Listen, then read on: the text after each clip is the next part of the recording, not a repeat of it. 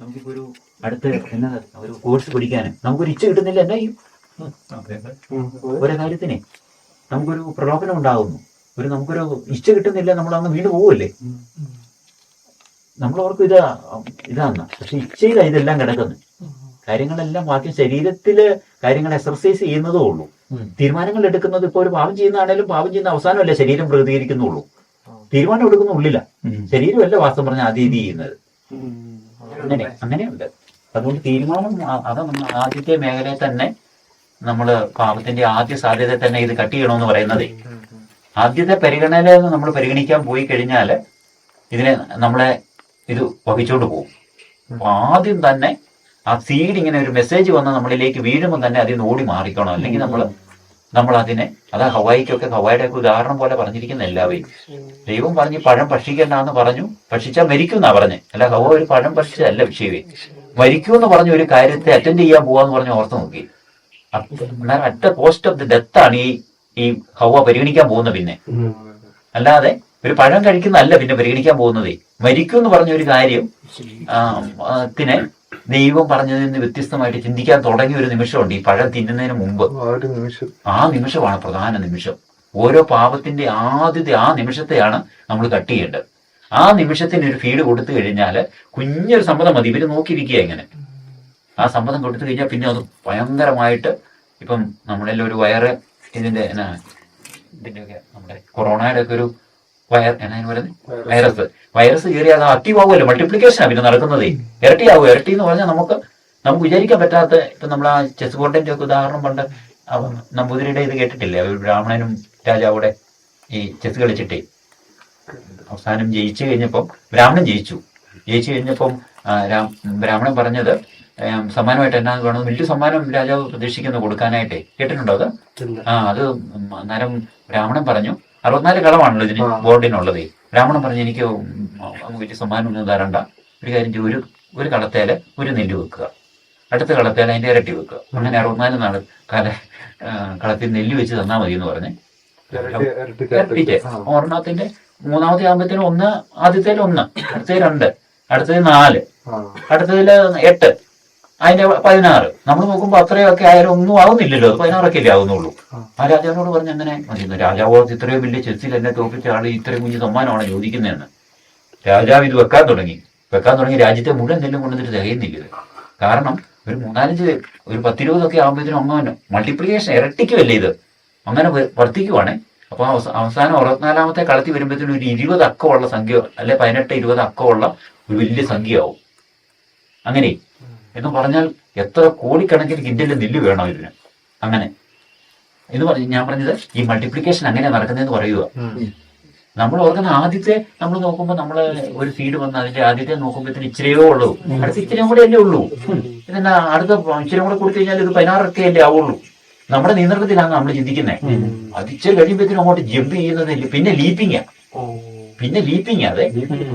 Leaping നമ്മുടെ ശരീരത്തെ മുഴുവൻ അത് കീഴടക്കാൻ തുടങ്ങും. മെന്റൽ നമ്മുടെ ഫാക്കൽറ്റികളെ കീഴടക്കാൻ തുടങ്ങും. നമ്മളെ ബ്ലൈൻഡ് ആക്കും. നമ്മൾ അറിയില്ല ഇതൊന്നും. പിടിക്കാൻ കിട്ടത്തില്ല. പിന്നെ പിടിക്കാൻ നോക്കിയാൽ നടക്കത്തില്ല. അത് ഓരോ പാപത്തിന്റെ അങ്ങനെയാണ് അതിന്റെ മൾട്ടിപ്ലിക്കേഷൻ നടക്കുന്നത്. കൃപ അങ്ങനെയാന്നാ പറയുന്നത്. അത് നഷ്ടപ്പെടാതെ നമ്മൾ നോക്കേണ്ടതും അങ്ങനെയാണ്.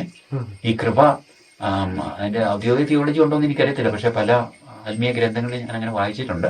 മാതാവിലൊക്കെ അങ്ങനെ കൃപ മൾട്ടിപ്ലൈ ചെയ്യുമായിരുന്നാ പറഞ്ഞു, ഇരട്ടിക്കുക. അപ്പൊ അതായത് ഞാൻ അതിന്റെ കണക്ക് കൂട്ടി നോക്കി. നമ്മുടെ ഈ ചെസ് ബോർഡിന്റെ പറഞ്ഞതേ, ഇതിന്റെ കണക്ക് കൂട്ടിയാല് ഇപ്പൊ 63ാമത്തെ കളത്തി വരുന്ന ഒരു നമ്പർ ഉണ്ടല്ലോ, അതെല്ലാം കൂടെ, അതായത് 1ാമത്തെ കളത്തി വെച്ചത് തൊട്ട് 63ാമത്തെ വരുന്നത് വരെയും കൂടെ ഒരുമിച്ച് കണക്ക് കൂട്ടിയാല് ഒരു വലിയ സംഖ്യയല്ലേ, നമ്മൾ വലിയ സംഖ്യ അത് വരുന്നത്. പക്ഷെ അതിന്റെ 64ാമത്തെ കളത്തി വെക്കുന്നത് എന്നാന്നറിയോ, ഇത് മുഴുവൻ കൂട്ടിയതിന്റെ കൂടെ ഒന്നുകൂടെ കൂടിയതാ വരുന്നത്. കണക്കൂട്ടി നോക്കിയോ, ഇത് മുഴുവൻ കൂട്ടിയത് ഈ 1 തൊട്ട് 63 കളം വരെയുള്ള നെല്ലെന്ന് പറഞ്ഞാൽ ഭയങ്കര നമുക്ക് ഊഹിക്കാൻ പറ്റാത്ത ഒരു വലിയ ഒരു ക്വാളിറ്റിയാണ് വരുന്നത്. അത്രയും ക്വാണ്ടിറ്റി അത്രേതിന്റെ കൂട്ടത്തില് ഒന്നുകൂടെ കൂടുന്നതാണ് അടുത്ത കളത്തിൽ വരുന്നത്. ഇതെല്ലാം കൂടെ കൂടുന്നതിന്റെ ഒന്നുകൂടെ കൂടുന്നത്. അത്രയും വലിയ സംഖ്യയാണ്. അതായത് നമ്മുടെ കൃപയുടെ ഒരിടത്ത് നമ്മളിങ്ങനെ വളർന്നതിന് വരുന്നിടത്ത് നമ്മൾ ഒരു മണ്ടത്തരം കാണിച്ച് നമുക്ക് പോകുമ്പോൾ നമുക്ക് നഷ്ടപ്പെടുന്ന അടുത്ത് പുറകോട്ടുള്ള പോവുകയല്ലായിരിക്കും, പക്ഷെ നമുക്ക് നഷ്ടപ്പെടുന്ന എന്നാണെന്നറിയോ, ഇതെല്ലാം കൂടെ കൂടുന്നതിന്റെ ഇരട്ടിയായിരുന്നു അടുത്തതേ ഇരട്ടിയാ. ഒരു കുഞ്ഞ് ടെസ്റ്റ് നമ്മൾ വിജയിക്കുമ്പോൾ അടുത്തത് അത്രയാ കിട്ടുന്നത്. ഇതെല്ലാം ആ സംഖ്യ അങ്ങനെ കണക്കൂട്ടി നോക്കി കേട്ടോ. 1, 2 കണ്ടോ, രണ്ടാമത്തെ അടുത്ത് വരുന്നത് തന്നെ 3 2, 1, 3. അടുത്തതിനകത്ത് വരുന്നത് കണ്ടോ 4 വരുന്നത്. ഇത് രണ്ടെണ്ണത്തിനകത്തൂടെ ഉള്ളത് 3 വരുന്നെങ്കിൽ അടുത്ത മൾട്ടിപ്ലിക്കേഷൻ 4 വരുന്നത്. ഒരെണ്ണം കൂടുതലല്ലേ? അങ്ങനെ എല്ലാം കണക്ക് കൂട്ടി നോക്കി, അങ്ങനെ ഒരെണ്ണം കൂടുതൽ അടുത്തതിനകത്ത് വരുന്നത്. ഇതെല്ലാം കൂടെ കൂട്ടുന്നതിനേക്കാളും അപ്പൊ നമുക്ക് അങ്ങനത്തെ ഒരു വലിയ നഷ്ടങ്ങൾ നമ്മുടെ കൃപയുടെ കാര്യത്തിലും ഉണ്ടെന്നാണ് പറയുന്നത്. ഇത് പാവത്തിന്റെ കാര്യത്തിൽ ഇങ്ങനത്തെ ഒരു നെഗറ്റീവിന്റെ മൾട്ടിപ്ലിക്കേഷൻ നടക്കുന്ന പോലെ തന്നെ കൃപയുടെ കാര്യത്തിൽ നമുക്കൊരു നഷ്ടവും ഇങ്ങനെ നടക്കുക ഒരെണ്ണം പോകുമ്പോഴേ.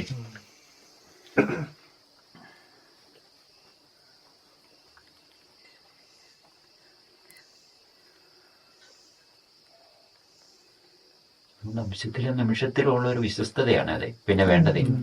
ഇനി അത് നമുക്ക് ഇനി ഒത്തിരി ആലോചിച്ചിരിക്കാനൊരു നമുക്കിനി അങ്ങനെ പുറകോട്ട് തിരിഞ്ഞു നോക്കേണ്ട കാര്യം നമുക്ക് ആർക്കും ഇല്ലല്ലോ. അങ്ങനെ ഒരു നമുക്ക് ആലോചിക്കേണ്ടത് ഇനി അംശത്തിലും നിമിഷത്തിലും അങ്ങനെ വിശ്വസ്തത പാലിക്കാമെന്നുള്ളതാണ് ആന്തരികമായിട്ടേ. അതിന് 100 എന്തോ അങ്ങനെ കൃപയിലായിരുന്നാലേ കർത്താവായിട്ട് ഈ പറയുന്ന സ്നേഹമാണല്ലോ. ഈ കൃപ എന്നൊക്കെ പറയുന്നത് തന്നെ ദൈവമാണെന്നാ പറയുന്നത്. ഗ്രേസ് എന്ന് പറയുന്നത് തന്നെ സമവിട്ട് ദൈവം എന്ന് പറയാറുണ്ട്. കൃപയിലായിരിക്കുക എന്ന് പറഞ്ഞാൽ ദൈവത്തിലായിരിക്കുക എന്ന് തന്നെയാണ്. അപ്പൊ പാപം ചെയ്തപ്പോൾ നമ്മൾ ദൈവത്തിൽ നിന്നാണല്ലോ പോയത് പറുദീസായില്ലേ. അന്നേരം ഇപ്പൊ നമ്മളൊരു വീട്ടിലാണേലും ഓർത്ത് നോക്കി ഒരാളുമായിട്ട് അല്ലെങ്കിൽ നമ്മൾ സ്നേഹിക്കുന്ന നമ്മുടെ ഒരു കൂട്ടുകാരി ഒന്ന് കൂട്ടിക്കോ, അതിന് നമുക്ക് ഇഷ്ടമില്ലാത്ത ഓർമ്മ വരുമ്പോൾ ആ സ്നേഹത്തിൽ നിന്ന് അങ്ങ് പോവല്ലേ. ഒരു നിമിഷത്തിൽ ഒരു ചിലപ്പോൾ എന്നെ ഇഷ്ടമില്ലാത്തൊരു ആരാണേലും ഉദാഹരണം ചിലപ്പം നമുക്ക് ഇതൊക്കെ ആയിരിക്കും കൂടുതൽ മനസ്സിലാകുന്നത്. ഒരു ഇഷ്ടമില്ലാത്തൊരു വാക്കായിരിക്കും, ഒരു നോട്ടമായിരിക്കാം, അല്ലെങ്കിൽ എന്തെങ്കിലും ഒരു കമന്റ് ആയിരിക്കാം. അതിൽ നമ്മൾ സ്നേഹിക്കുന്ന ഒരു കൊച്ചുണ്ടെങ്കിലേ പിന്നെ നമുക്ക് പിണക്കമല്ലേ വരുന്നേ. ഒരു മൂവ്മെന്റേ ഉള്ളൂ ഈ വരുന്നത്. പിന്നെ വരുന്ന പിണക്കവും അരിശവും സങ്കടവും സംഘർഷവും ഒക്കെ അല്ലേ. അങ്ങനെ പിന്നെ അന്ന് ചിലപ്പോൾ ഒന്ന് ഇണങ്ങി വരണമെങ്കിൽ കുറെ കാലം എടുക്കും. അത് ആരാണേലും ഒരു പിണക്കം ഉണ്ടായാൽ ഒരു വാക്കേ ചിലപ്പോൾ ഒരു നോട്ടക്കുറവിനായാലും ഒരു പിണക്കം ഉണ്ടാകാം അല്ലേ. ഒരു കുഞ്ഞു കാര്യത്തിലാണ് അത് നടക്കുന്നത്. പക്ഷെ ഒന്ന് ഇത് ചെയ്ത് വരണമെങ്കിലേ നമ്മുടെ ജീവിതത്തിൽ സ്പിരിച്വൽ ലൈഫിൽ അതാ ആ ഒരു കുഞ്ഞു നഷ്ടത്തേല് നമ്മൾ ഓർക്കുമ്പം ഒരു സെക്കൻഡ് ഇതന്നെ ഒരു നമ്മുടെ നിലനിർത്തപ്പെടുന്ന ഒരു കാര്യം. ഇപ്പൊ ഇവിടെ നമ്മുടെ ഈ ചുറ്റുവട്ടത്തിലെ ഇവിടെ ഇന്നും വന്നുകൊണ്ടിരുന്ന ഒരു സഹോദരന് പുള്ളി ഇങ്ങനെ പെട്ടെന്ന് വന്നിട്ട് നമുക്ക് ഒത്തിരി സഹായമൊക്കെ ചെയ്യുമായിരുന്നു. പെട്ടെന്ന് വന്നിട്ട് പുള്ളി നല്ല ഊർജ്ജസ്വലനായ മനുഷ്യനാണ്, നല്ല എല്ലാം ചെയ്യുന്നത്. അപ്പം പെട്ടെന്ന് വന്നിട്ട് പുള്ളി പെട്ടെന്ന് ഒരു മരത്തെ കയറി പെട്ടെന്ന് വീണ് നടുവിന് പരിക്ക് പറ്റി. അപ്പം ഒരു 1-2 മാസമായിട്ട് അനങ്ങത്തില്ല. പിന്നെ നമ്മൾ അതുവരെയും എന്നാ പവർഫുള്ളാന്ന് പറഞ്ഞിട്ട് കാര്യമുണ്ടോ? ആ നടുവേ പിന്നെ അത്രയും ശക്തനായിട്ട്, ഞാൻ ഇതിനു വേണ്ടി പറയുന്നല്ല, ഒരു ഉദാഹരണമാണ്. പിന്നെ എന്തേലും കാലം കഴിയണം അതിനെ ഒന്ന് റീഗെയിൻ ചെയ്ത് വരണമെങ്കിലേ അതുവരെ നമുക്ക് ആ സംഭവിക്കുന്നവരെ നമുക്ക് പിടികിട്ടത്തില്ല. വളരെ ലൈറ്റായിട്ട് നമുക്ക് തോന്നത്തുള്ളില്ലേ. സംഭവിച്ച് കഴിയുമ്പോഴാണ് നമുക്ക് ഇത്രയും കിണറ്റിലോട്ട് ചാടാൻ എളുപ്പമല്ലോ, ഒന്ന് കയറി വരാനോ പറ്റുമോ നമ്മൾ നോക്കിയാൽ. ചാടാൻ ഭയങ്കര ഈസി അല്ല.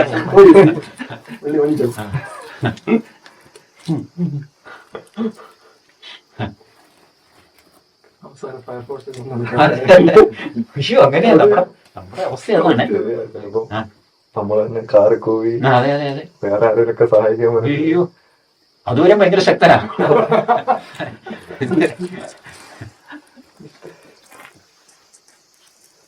അതൊരു ഭയങ്കര അത് ഓരോ പാപത്തിന്റെ ഹിസ്റ്ററി അവിടെയാണ് കിടക്കുന്നത്.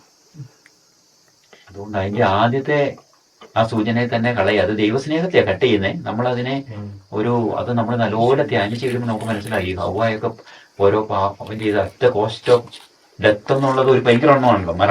മരണം വില കൊടുത്ത് ഈ പഴം തിന്നുന്നതെന്ന് ഓർക്കണേ. അല്ല ചുമ്മാ ഒരു പഴം തീറ്റയല്ല. പിന്നെ ഇവർക്കൊന്നും ഒരു പിടിയില്ലാത്തപ്പോഴാണല്ലോ ഇത് ചെയ്യുന്നത്. അങ്ങനെ ചുമ്മാ ഒരു തീറ്റയല്ലേ പോയി. പക്ഷെ ഇവർക്ക് ബുദ്ധിയും പൊട്ടത്തരമാണെന്ന് ഓർക്കരുത്. ഇവർക്ക് ദൈവം ഇതൊരു പാവമായിട്ട് ഇത്രയും ഗൗരവത്തിൽ ദൈവം എടുത്തത് കൊണ്ട് ഇവരിത് പാവമാണെന്നും ഇതിന് ഉണ്ടാകാവുന്ന ആഫ്റ്റർമാത്തുകൾ, അതിന് നെഗറ്റീവ് ഉണ്ടാകുന്ന ആഫ്റ്റർമാത്ത് അറിയാമല്ലോ, വാക്കറിയാമല്ലോ. ആഫ്റ്റർമാത്തുകളെ കുറിച്ച് എല്ലാം ഉള്ള അറിവ് ഇവർക്കുണ്ട്. ഈ ഹവായിക്കും ആദത്തിനും ഉണ്ട്.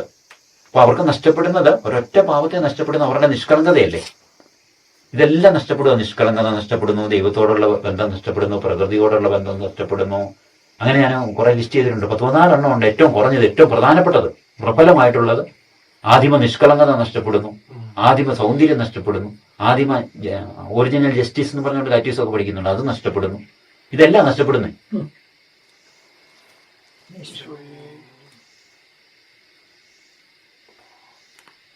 അതുപോലൊരു അങ്ങനെ നമ്മളൊരു ജാഗരൂകത വേണം. കാരണം ഒരു സംരക്ഷിക്കപ്പെട്ടു പോകുന്ന ഒരു കാര്യം എന്ന് പറയുന്നത് നമ്മൾ നോക്കിക്കഴിയുമ്പോൾ അത് പ്രാധാന്യമുള്ളവർ തോന്നത്തില്ലേ. ഒരു പെമ്മച്ചിന്റെ വെർജിനിറ്റിയാ എന്ന് കൂട്ടിക്കൂ. അവള് വെർജിനായിരിക്കുന്നത് 10-17 വയസ്സ്, അവള് വെർജിനലായിരിക്കുന്ന ഒരു നിമിഷത്തെ ഇതുകൊണ്ട് നഷ്ടപ്പെട്ട് കഴിഞ്ഞാൽ പാസ്റ്റ് മുഴുവൻ പോയില്ലേ. She is no more virgin. പിന്നെ പറയാൻ പറ്റുമോ? അന്ന് വരെ പറയാവുന്നായിരുന്നു വെർജിനാന്ന്. ഫ്യൂച്ചറിലേക്കും പിന്നെ പാപരിഹാരം ചെയ്ത് ദൈവത്തിന്റെ ഇതിലേക്ക് വരാം, അതല്ല. പക്ഷെ വെർജിനിറ്റി എന്നുള്ളത് പോയി, നോർത്ത് നോക്കി. അപ്പൊ ആ ഒരു കുഞ്ഞു വീഴ്ച ഉണ്ടാകുന്ന at cost of losing virginity എറ്റേണലിയാണ്. ആ വെർജിനൻ എന്നുള്ള ആ സ്ഥലം എന്നേക്കുമായിട്ട് നഷ്ടപ്പെട്ടുകൊണ്ടാണ് അത് പോകുന്നത്, അല്ലേ? ഉദാഹരണമാണ് കേട്ടോ, ഇത് ഉദാഹരണമാണ്, എക്സാമ്പിളിന് വേണ്ടിയാ. നമുക്ക് നഷ്ടപ്പെടുന്നതിന്റെ പറഞ്ഞാൽ മനസ്സിലാകണ ഈ ഇതിങ്ങനെ മനസ്സിലാകുമ്പോഴേ, ഇങ്ങനെ ചിന്തിക്കുമ്പോഴാണ് മനസ്സിലാകത്തുള്ളൂ.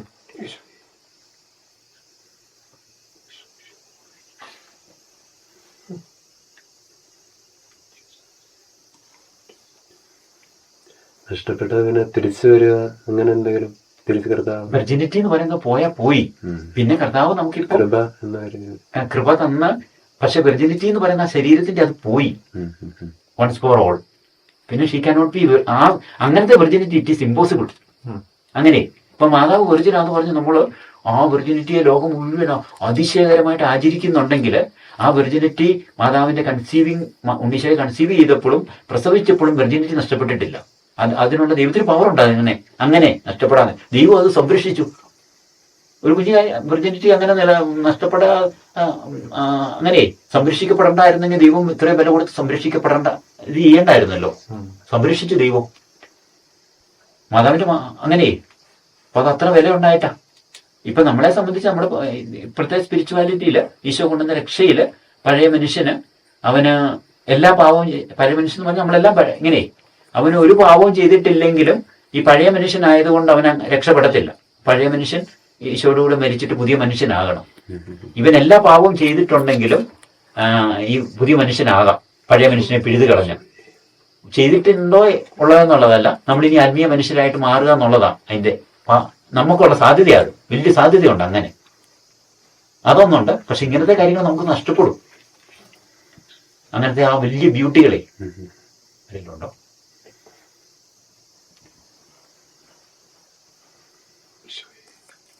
നമ്മൾ അതിനെക്കുറിച്ച് ഖേദിക്കണ്ട. പക്ഷെ നമുക്കിങ്ങനെ പുതിയ മനുഷ്യനാകാനുള്ള വലിയ സാധ്യത കിടക്കുകയാണത്.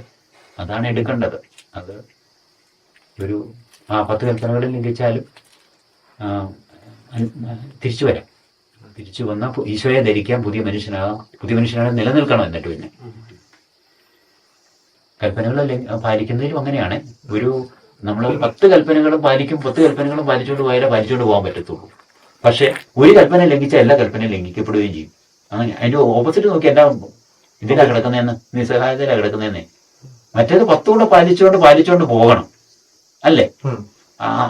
അല്ലേ പറ്റത്തുള്ളൂ. പക്ഷെ ഒരെണ്ണത്തിനടുത്ത് യാക്കോസിലി അങ്ങനെയാ പറയുന്നത്, ഒരു കൽപ്പന ലംഘിച്ചാല് 10 ലംഘിച്ചതുപോലെ, കൽപ്പന മുഴുവൻ ലംഘിച്ച പോലെ പിന്നെ കിടക്കുന്നേ.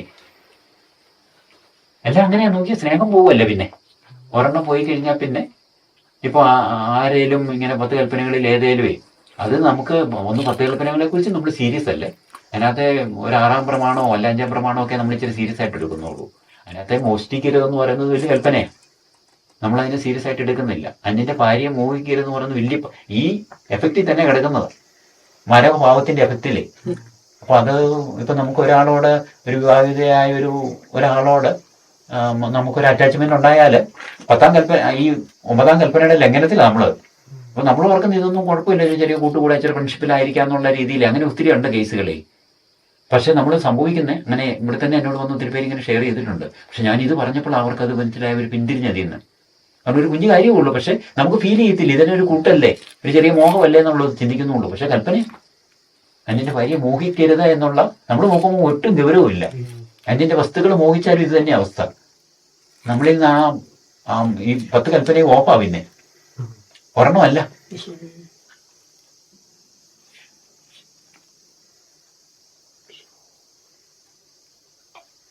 ശ്രദ്ധിച്ചാൽ വളരെ ഏറ്റവും പക്ഷെ ഈ കൽപ്പനകൾ നമ്മളെ ഭാരപ്പെടുത്താൻ വേണ്ടിയല്ലേ, നമ്മുടെ മഹത്വത്തെ നിലനിർത്താൻ വേണ്ടി ദൈവം വെച്ചിരിക്കുന്ന മനുഷ്യനെ. അതിനുവേണ്ടി എല്ലാ ദൈവം നിർബന്ധിച്ച് ഇതിനകത്ത് കുറെ ഇപ്പം വണ്ടിയുടെയൊക്കെ നമ്മൾ ഒരു ഇലക്ട്രിക് ഇത് മേടിക്കുമ്പോൾ എന്നാന്ന് പറയുന്നത് അത് ഉപയോഗിക്കേണ്ട രീതികൾ ഇത് ചെയ്യുമല്ലോ. അത് നമുക്കുള്ള ബന്ധനമല്ലല്ലോ, നമ്മളതിന്റെ ശരിയായിട്ട് ഉപയോഗിച്ചില്ല ആ സാധനമേ. ഏതാവനെ അതെ അതെ അല്ല, എല്ലാ ദിവസവും പള്ളിയിൽ പോകുന്നവർക്ക് കൽപ്പന, ഞായറാഴ്ച കൽപ്പന, തിരിച്ചവിടെ കൽപ്പന ഇല്ലേലും പ്രശ്നമില്ല. പക്ഷെ കൽപ്പന വേണം താനും, കാരണം അതൊരു ഇതായിട്ട് നിൽക്കണം. അതുകൊണ്ടല്ലേ മനുഷ്യനെല്ലാം എപ്പോഴും ഉള്ളതുകൊണ്ടേ മനുഷ്യൻ എപ്പോഴും ലോകത്തില് ഈ പഴയ പാവികളായ മനുഷ്യരല്ലേ ഉള്ളത്. അപ്പൊ ഈ കൽപ്പന നിലനിൽക്കുകയും ചെയ്യണം ഒരേ സമയം. പക്ഷെ പാലിക്കുന്നവർക്ക് അതിൽ നിന്ന് എല്ലാ ദിവസവും പോകുന്നവർക്ക് അങ്ങനെ ആവുകയും ചെയ്യും, ഫ്രീ ആവും. അതാ പൗലോസ്ലീഹയൊക്കെ പറയുന്നത്, പുതിയ നിയമത്തിൽ വരുമ്പോഴത്തേനും കൽപ്പനകളൊക്കെ ആസച്ച് വേണ്ട, പിന്നെ പരിശുദ്ധാത്മാവിനാൽ നയിക്കപ്പെട്ടേ ആത്മാവിന്റെ ദാനഫലങ്ങൾ കൊണ്ട് ജീവിക്കാവുന്ന ഒരു അവസ്ഥയാവുകയെ.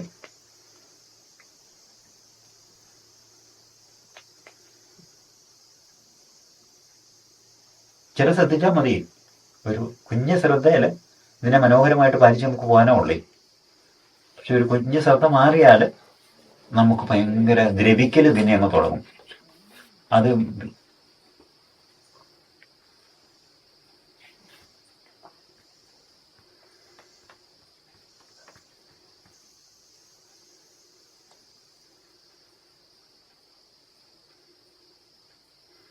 ദൈവത്തോടുള്ള സ്നേഹമാണ് കേട്ടോ ഇതെല്ലാം കൽപ്പനകളും. അങ്ങനെ എഴുതിയിരിക്കുന്ന കൽപ്പനകൾ സ്നേഹിക്കുക, ദൈവത്തെ സ്നേഹിക്കുക എന്ന് പറഞ്ഞാൽ അവൻ്റെ കൽപ്പനകൾ പാലിക്കുക എന്നുള്ള ആ ഒരു സമമിട്ടാ കാര്യങ്ങൾ പറയുന്നത്. ഇതെല്ലാം നമ്മൾ ഒറ്റപ്പെട്ടായിട്ട് ധ്യാനിക്കുമ്പോഴാണ് നമുക്ക് ഇതൊരു ഭാരപ്പെട്ട കാര്യമായിട്ടൊക്കെ, ഇതൊരു ദൈവത്തോടുള്ള സ്നേഹത്തെ പ്രതി ആകുമ്പോൾ. അതാ ഇപ്പം വിദേശത്ത് ഭർത്താക്കന്മാരുള്ളവർ, ഭാര്യമാർ ഇവിടെ കേരളത്തിലുള്ളവരുമേ, അപ്പോൾ അവർ നല്ല സ്നേഹത്തിൽ കൂട്ടായും വിശ്വസ്തരായിരിക്കുന്നവർ, അവർക്ക് എത്ര പ്രൈവസിയിൽ എന്തെല്ലാം സാധ്യതകളുണ്ടെങ്കിലും ഈ നാട്ടിലുള്ള ആളോടുള്ള ആ ഒരു വിശ്വസ്തത മൂലമേ ഒരു ഭയങ്കര ശ്രദ്ധാലുവായിരിക്കും. അവിടെ ഒരംശത്തിൽ അവിടെ പോയാൽ അവരുടെ എല്ലായിടത്തും ഈ സ്നേഹത്തിന് ഇങ്ങനെ യൂണിവേഴ്സലായിട്ട് അതിനൊരു എന്തോ ഒരു ഇതുണ്ട്, എമ്പതി എന്നൊക്കെ പറയുന്ന പോലെ ഒരു ഫീൽ ചെയ്യും അത്.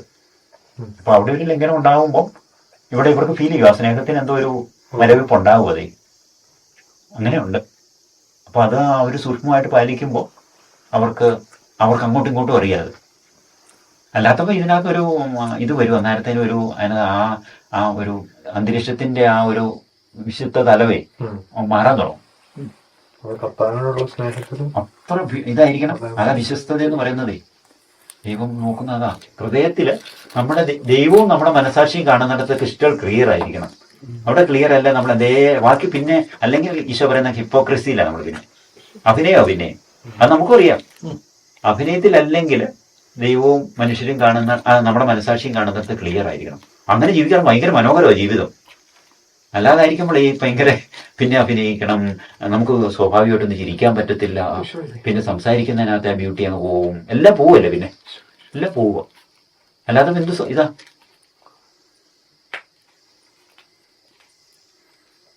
ഒത്തിരി വില കൊടുക്കുകയും ചെയ്യണ്ട.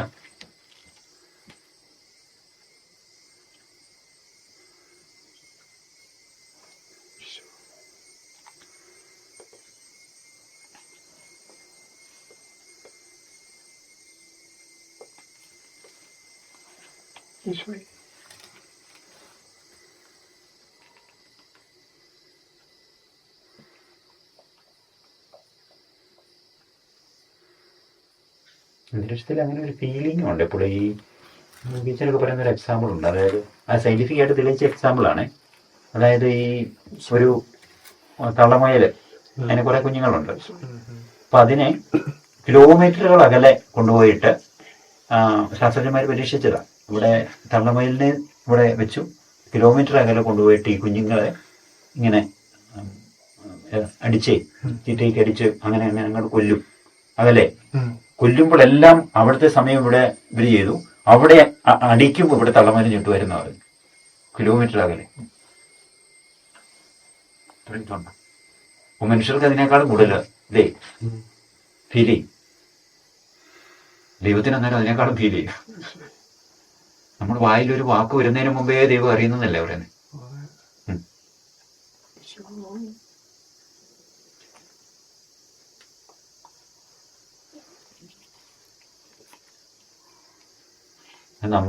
നമുക്ക് കേടുപറ്റുന്നതിലുള്ള ദൈവത്തിന്റെ സങ്കടമേ. അല്ലാതെ ദൈവത്തെ വേദനിപ്പിക്കുന്നു, അങ്ങനെയാ ദൈവത്തെ വേദനിപ്പിക്കുന്നേ. അല്ലാതെ ഇത് നമ്മൾ ചെയ്ത് നമുക്ക് അങ്ങനെയല്ലല്ലോ, നമുക്കാണ് വലിയ നഷ്ടം വരുന്നതേ.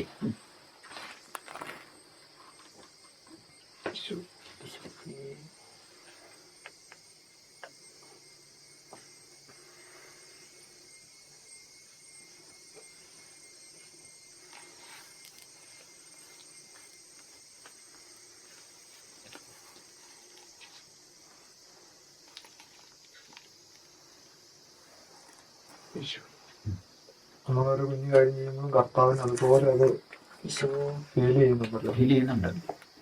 ഭയങ്കര, അതായത് നന്മ ചെയ്യുമ്പോൾ കർത്താവിന്റെ ഹൃദയത്തിൽ അത്ര സന്തോഷമുണ്ട്. അതായത് ഞാൻ കഴിഞ്ഞ ദിവസം ഇങ്ങനെ പറഞ്ഞപ്പോ ഇന്നലെ പറഞ്ഞപ്പോ ഇങ്ങനെ പറയുമായിരുന്നു, ഷെയറിങ്ങിനകത്തും ഉണ്ട്. അതായത് സാലസ്മൃതിയാളം പറയുന്നുണ്ട്, വലിയ രക്തസാക്ഷികളുടെ വിശ്വാസത്തെ പ്രതിയൊക്കെ ഉള്ള വലിയ രക്തസാക്ഷിത്വങ്ങളുണ്ടല്ലോ, ഹീറോയിക്കായിട്ടുള്ള വലിയ സഹച്ചുള്ള, അതിനേക്കാളും ദൈവഹൃദയത്തെ ഇങ്ങനെ ദൈവഹൃദയത്തെ സ്പർശിക്കുന്നത് വലിയ സ്നേഹമുള്ള ആത്മാക്കളിലെ ചെറിയ സ്നേഹ അനക്കങ്ങളാണ്. ഉദാഹരണമായിട്ട് പറഞ്ഞിരിക്കുന്ന മാതാവിന്റെയും യോഹന്നാൻ ശ്ലീഹായുടെയും ഒക്കെ ഹൃദയത്തിലെ കുഞ്ഞു സ്നേഹ അനക്കങ്ങള് ഈ വലിയ രക്തസാക്ഷികളുടെ ആ വലിയ മഹാപീഡകളെക്കാളും ദൈവഹൃദയത്തെ സ്പർശിക്കുന്നു.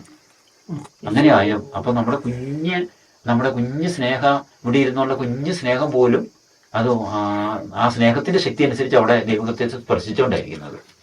അത് കുറയുന്നതനുസരിച്ച് ആ ദൈവഹൃദയത്തെ അങ്ങനെ ഒരു നമ്മളൊന്ന് ചുമ്മാ അന്തരീക്ഷത്തിലെ ആരും ഒരു റിലേഷൻ ഇല്ലാത്ത ഒറ്റപ്പെട്ടോർമ്മ അല്ല, ദൈവത്തോട് ഇങ്ങനെ ഞരമ്പ് ബന്ധത്തിലാണ് നമ്മള്.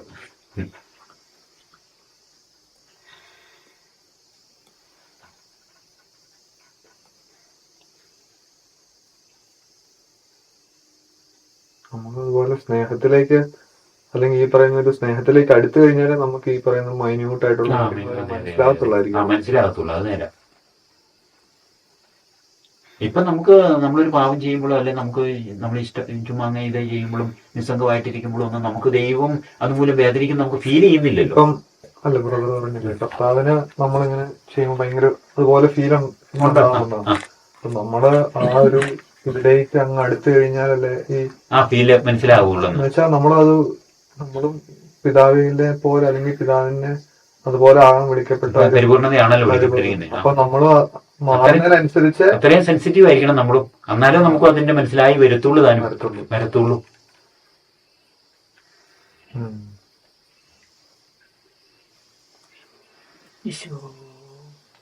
അപ്പൊ നമുക്കത് ക്ലിയർ ആണ്, നമ്മുടെ മൈന്യൂട്ട് കാര്യങ്ങൾ. അതെ. ഇപ്പൊ കുഞ്ഞു കാര്യങ്ങളാൽ നമുക്ക് ദൈവത്തെ സ്നേഹിക്കുവാനേ പറ്റുവേ. അപ്പൊ അത് അന്നേരമാണ് ഇപ്പൊ നമുക്ക് ഏറ്റവും വലിയ, നമുക്ക് എത്ര വലിയ പാവികളാണേലും നമുക്കുള്ള സാധ്യത എന്ന് പറയുന്നത്, നമ്മൾ ആ അനുതാപത്തോടെ ദൈവത്തിന്റെ ഈശോയുടെ അടുത്തേക്ക് ചെയ്യുമ്പോഴത്തേക്കും ഈശോ നമ്മുടെ പാവം ക്ഷമിക്കും. അപ്പൊ അന്നേരം ആ ഇതിനോട് ചോദിക്കുന്ന പോലെ നമ്മുടെ ഒരു കാല് കഴുകുന്നുണ്ടല്ലോ ഒരു കൊച്ച്, ഈശോ ഒരു വിരുന്നിനിരുന്നപ്പോഴേ ശിമയോന്റെ വീട്ടിലെ, അപ്പൊ അതിനോട് ഈശോ ആ ശിമയോനോട് ചോദിക്കുന്ന എങ്ങനെയാണ്, 500 ധനാദ ക്ഷമിച്ച ആളാണോ മറ്റേ 50 ക്ഷമിച്ച ആളാണോ കൂടുതൽ സ്നേഹിക്കുന്നതെന്ന്. അപ്പം ശിമയോൻ പറയുന്നുണ്ട് 500 ആണെന്ന് ഞാൻ വിചാരിക്കുന്നു. അപ്പൊ നീ ശരിയായിട്ട് വിധിച്ചു. അപ്പം അധികം ക്ഷമിക്കുന്നവരെ, അധികം ആരോട് ക്ഷമിക്കപ്പെടുന്നു അത് കൂടുതൽ സ്നേഹിക്കുന്ന ഈശോ പറയുന്നത്. അപ്പൊ അങ്ങനെ ഒരു ചാൻസ് നമുക്ക് കിടപ്പുണ്ട്. ഇനി പാപം കൂടുതലാക്കിയിട്ട് ഇതല്ല ഇത്, അതിന്റെ പോസിറ്റീവ് അർത്ഥത്തിലേ. അതെപ്പോഴും ഞാൻ ഇങ്ങനെ ചിന്തിച്ചിട്ടുള്ള ഒരു കാര്യമായിരുന്നു, അധികം ക്ഷമിക്കുന്നവരാണ് കൂടുതൽ സ്നേഹിക്കുന്നത്. അപ്പൊ ഞാൻ ഓർക്കുന്നത്, അപ്പൊ കൂടുതൽ പാവം ചെയ്യുന്നവര് പിന്നെ മനസാന്തരത്തിലേക്ക് വരുമ്പോഴാണോ അതിന്റെ മനസ്സിൽ ഭയങ്കര ഡൗട്ടായിട്ട്. പക്ഷെ ശരിക്കും പറഞ്ഞാല് നമ്മളെ കൂടുതൽ അനുദപിക്കുന്നതിനനുസരിച്ചാണ് സ്നേഹം. കാരണം നമ്മുടെ ദൈവത്തോടുള്ള റിലേഷനിൽ നമുക്ക് എല്ലാവർക്കും അധികം ക്ഷമ കിട്ടേണ്ടവരാണ്. ഈശോ ഈ ഉദാഹരണത്തിൽ 50ഉം 500ഉം പറയുന്നുണ്ടെങ്കിലും എല്ലാവരും ദൈവത്തിന്റെ മഹാക്ഷമ സ്വീകരിക്കേണ്ടവരാണ് ഓരോരുത്തരും. ഈ മുമ്പേ പറഞ്ഞ പോലെ അനുദപിച്ച് ചെല്ലുമ്പോഴാണ് നമ്മൾ ഇത്രയും ദൈവത്തോട് കടപ്പെട്ടവരാണെന്ന് മനസ്സിലാകുന്നത്. അപ്പൊ ദൈവം അത് ക്ഷമിക്കുമ്പോൾ നമുക്ക് ദൈവത്തോട് അധികം സ്നേഹം തോന്നും. അപ്പൊ ആ ദൈവം നമ്മുടെ കുഞ്ഞു കാര്യങ്ങൾ വഴി ഈശോയ്ക്ക് നമ്മൾ പറയുന്ന പോലെ ഈശോ ഒരു വികാരവും വിചാരവും ഇല്ലാത്ത ആളായിട്ടല്ല ദൈവം വന്നത്. അപ്പം ശിമയോനോട് പറഞ്ഞു, നീ വന്നിട്ട് എനിക്ക് കാല് കഴുകാൻ വെള്ളം തന്നില്ല. ഇവിടെ കണ്ടോ, ഞാൻ വന്നപ്പം തൊട്ട് എന്റെ കാലുകള് കണ്ണീര് കൊണ്ട് കഴുകുക. നീ എനിക്ക് തൈലം പൂശിയില്ല, ഇവിടെ എന്റെ തൈലം പൂശിന്ന് പിൻവാങ്ങിയിട്ടില്ല. നീ വന്നിട്ട് എനിക്ക് ഉമ്മ തന്നില്ല. പരിഭവം പറയുന്നുണ്ട് ഈശോ. ഇവള് വന്നപ്പം തൊട്ട് എന്റെ പാദങ്ങള് ചുംബിക്കുക എന്നല്ലേ പറഞ്ഞു. അപ്പൊ അതെല്ലാം ഒരിടത്ത് ശിമയോൻ എന്ത് ചെയ്തില്ലോ, ഇവിടെ ആ കൊച്ചു ചെയ്തതെല്ലാം ദൈവം പ്രശംസിക്കുമല്ലേ. അപ്പൊ ദൈവത്തെ ഇതെല്ലാം ഫീൽ ചെയ്യുന്നുണ്ട്, ഈശോയ്ക്ക് ഫീൽ ചെയ്യുന്നുണ്ട് ഇതെല്ലാം ദൈവം എന്ന നിലയിലുവേ. എന്നിട്ട് അതിന്റെ പാപം ക്ഷമിക്കുക. അപ്പൊ അന്നുവരെയും പഴയ നിയമത്തിലൊക്കെ നമ്മൾ വായിച്ചു പോകുമ്പോൾ അന്നുവരെയും ദഹന ബലികൾ ഭയങ്കര പൈസ കൊടുത്തേ ആടിനെയും ഒക്കെ സമർപ്പിച്ചാണ്, വലിയ ദഹന ബലി അർപ്പിച്ചാണ് അവരുടെ ഒരു വർഷത്തെ പാവമോചനം കിട്ടുന്നത്. ഇത് ദൈവം പുതിയ നിയമത്തിലേക്ക് വന്നപ്പോ ഇതൊന്നും വേണ്ട, ഇച്ചിരി കണ്ണീരുണ്ടല്ലേ. ദൈവത്തിന്റെ അടുത്ത് പോയിട്ടൊന്നേ കാലയിലും തുമ്പ കൊടുത്താല് ഏതാനും മിനിറ്റുകൾക്കുള്ളിൽ അല്ലെ ഏതാനും മണിക്കൂറുകൾക്കുള്ളിൽ മുഴുവൻ പാവം മോചിക്കുക, ഇത്രയും നാളത്തെ മുഴുവൻ. പിന്നെ അവളെ പുതിയൊരു സൃഷ്ടിയായിട്ട് ഒരു വിശുദ്ധിയുടെ മേഖലയിലേക്ക് ദൈവം പറപ്പിച്ചു വിടുവല്ലേ. പാവം ക്ഷമിച്ചേ, പിന്നെ ഓക്കെയാ. പിന്നെ അവള് പിന്നെ നോക്കിയാൽ മതി. അത് എത്ര വർഷത്തെ അവളുടെ അനുഭവം ഉണ്ടോ അത്രയും മുഴുവൻ അങ്ങ് ക്ഷമിക്കുക, മുഴുവൻ വാഷ് ചെയ്യുക. അപ്പൊ അങ്ങനെ നമുക്ക് വലിയൊരു സാധ്യത എന്ന് പറയുന്നത് അവിടുത്തെ അധികം സ്നേഹിക്കാനുള്ള സാധ്യതയിലാണ് നമ്മൾ ഓരോ മനുഷ്യരെന്നുള്ള നിലയിൽ നമ്മൾ പാവികളാണ്, ദൈവത്തിന്റെ വലിയ ക്ഷമ അറിയിക്കുന്നവരുമാണ്. അപ്പൊ അധികം സ്നേഹിക്കാനുള്ള ഒരു വലിയ സാധ്യതയിലും വേറൊന്നുള്ളത് 100 നീതിമാന്മാരെക്കാളും അനുദപിക്കുന്ന ഒരു പാവിയെക്കുറിച്ച് സ്വർഗത്തിൽ സന്തോഷം ഉണ്ടാകുന്ന.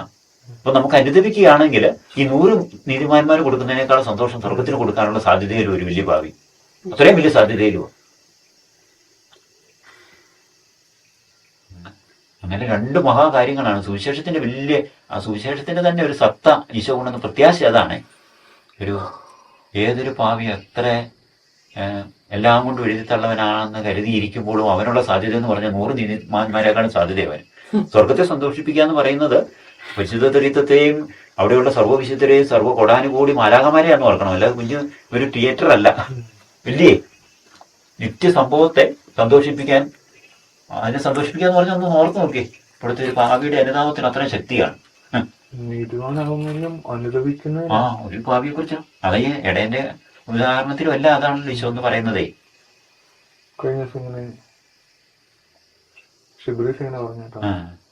പെട്ടെന്ന് പറഞ്ഞു, പക്ഷെ എനിക്ക് ഭയങ്കരമായിട്ട് അത് ഷിബ്രീസ് ഇങ്ങനെ ഒരു വെള്ള ഷർട്ട് ബനിയനെ ഇട്ടോണ്ട് വന്നത്. അപ്പം സാധാരണ നന്നായിട്ട് ജീവിക്കുന്ന ഒരാളെ അല്ല, ഷിബ്രീസ് അത്ര പറഞ്ഞു, പക്ഷെ എനിക്ക് അന്ന് മനസ്സിൽ ഇങ്ങനെ തോന്നിയ കാര്യമാണ്. സാധാരണ നന്നായിട്ട് ജീവിക്കുന്ന ഒരാള് എല്ലാ ദിവസവും പള്ളിയിൽ പോകുന്നുണ്ട്, അല്ലെങ്കിൽ വിശുദ്ധ സംസാരിക്കുന്നുണ്ട്, എല്ലാം ചെയ്യുന്നുണ്ട്. എല്ലാരും പുറമേ നോക്കുമ്പോൾ കുഴപ്പങ്ങളൊന്നുമില്ല. മോളിൽ നിന്ന് സെഷനൊക്കെ എടുക്കുന്നു, താഴെ നോക്കുമ്പോൾ കുഴപ്പങ്ങളൊന്നുമില്ല. കൊള്ളാം, ചേട്ടൻ നന്നായിട്ടെല്ലാം പറയുന്നുണ്ട്, ചെയ്യുന്നുണ്ട്. പക്ഷെ ഈ ഷിബ്രീസ് എന്റെ അടുത്തേക്ക് വന്നു കഴിഞ്ഞാൽ ഷിബ്രീസിന്റെ അടുത്ത് ഞാൻ ഇരുന്ന് കഴിയുമ്പോൾ എനിക്ക് കുറച്ചും കൂടെ ക്ലിയർ ആയിട്ട് മനസ്സിലാകത്തുള്ളൂ ഷിബ്രീസിന്റെ ആ വെള്ള ഉടുപ്പയില് എന്തെങ്കിലും ചെളിയുണ്ടോ അല്ലെങ്കിൽ എന്തെങ്കിലും പാണ്ടുണ്ടോ എന്നുള്ളത്. നമ്മള് നീതിമാന്മാരാണെങ്കിൽ അല്ല, ആൾക്കാർ നോക്കുമ്പോ ഇങ്ങനെ കുഴപ്പമില്ലെന്ന് തോന്നിയാലും കുറച്ചും കൂടെ കർത്താവിനോട് അടുത്ത് കഴിയുമ്പോഴേ നമുക്കാണെങ്കിലും ഈ പറഞ്ഞ കുഞ്ഞു മൈന്യൂട്ട് കാര്യങ്ങൾ ക്ലിയർ ആയിട്ട് അതെ ഇതൊക്കെ ഉണ്ടെന്നൊക്കെ നമുക്ക് അന്നേരമല്ലേ മനസ്സിലാക്കുള്ളൂ. അല്ലാതെ നോക്കുമ്പോ കുഴപ്പങ്ങളൊന്നും ഇല്ല, എല്ലാം നല്ലതൊക്കെ ആയിട്ട് ചെയ്യുന്നുണ്ട്. പക്ഷെ ഞാൻ അപ്പൊ ഷിബ്രീസ് ഇങ്ങനെ സെഷൻ എടുക്കുക, അപ്പൊ ഞാൻ അടുത്ത് വന്നിരിക്കുമ്പോഴല്ലേ കുറച്ചും കൂടെ. അപ്പൊ നമ്മൾ അനുദപിക്കുന്നതിനനുസരിച്ച് നമുക്ക് ഈ പറയുന്ന പോലെ സ്വർഗത്തെ സന്തോഷിപ്പിക്കാൻ സാധ്യതയിലാണ്. അത് പ്രാർത്ഥിക്കണം നമ്മൾ. സ്വർഗം സന്തോഷിക്കുന്ന അനുതാപത്തിലേക്ക് ഞങ്ങളെ നയിക്കണമെന്നും അനുദപിച്ച് സുവിശേഷത്തിൽ വിശ്വസിക്കാനുള്ള കൃപ തന്നെ അപ്പോസ്തലപ്രവൃത്തിയിലുണ്ട്. ദൈവം അവർക്ക് പിരാതിയർക്ക് ജീവനിലേക്കുള്ള അനുതാപം കൊടുത്തന്നെ. റിപ്പന്റൻസ് ടു ലൈഫ് എന്നുള്ള വാക്ക് ഉപയോഗിക്കും. ജീവനിലേക്കുള്ള അനുതാപം. അപ്പോസ്തലപ്രവൃത്തിയിലുള്ള വാക്യം മറന്നുപോയി. അങ്ങനത്തെ അനുതാപം അത് ചോദിക്കണം ഈശോയുടെ. അനുതാപം തരണം.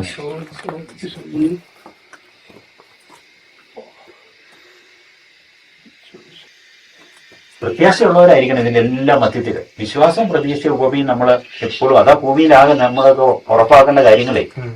അത് മൂന്നുമാണ് ദൈവം ഇതിന്റെ എല്ലാ മധ്യത്തിൽ നോക്കുന്നത്.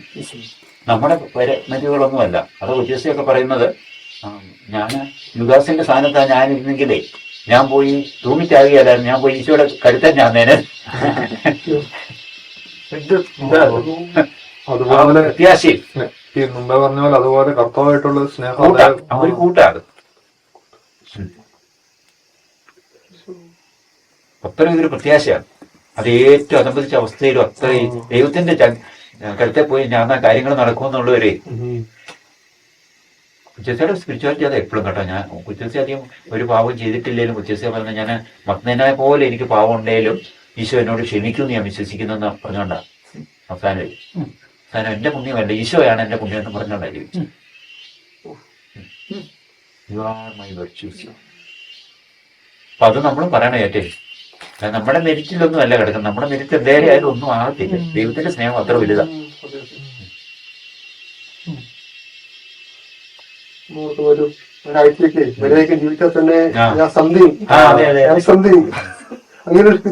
അങ്ങനെയല്ല, അത് ശരിയാ. അത് വാട്ടർ സിസ്റ്റം അല്ല, ഭയങ്കര പണ്ടത്തെ കച്ചവടമല്ലേ. പുറമെ കാണിച്ചില്ലേലും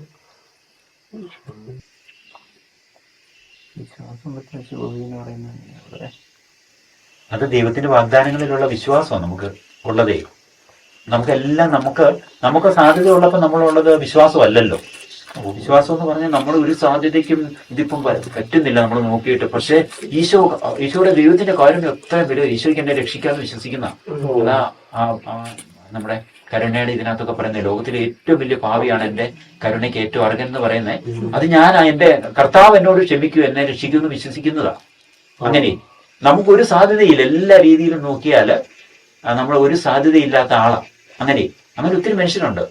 പൈശാചിക വർഷിപ്പിലേക്ക് 10 കൽപ്പനകളിലേക്ക് പെട്ട് ജീവിച്ചവര്, അങ്ങനെ പോയവര് അവസാനം ഈശോയെ കാരുണ്യത്തെ വിശ്വസിച്ച് രക്ഷപ്പെട്ടവരുണ്ട്. വാഴ്ത്തപ്പെട്ടവർ വരെ ആയവരുണ്ട്.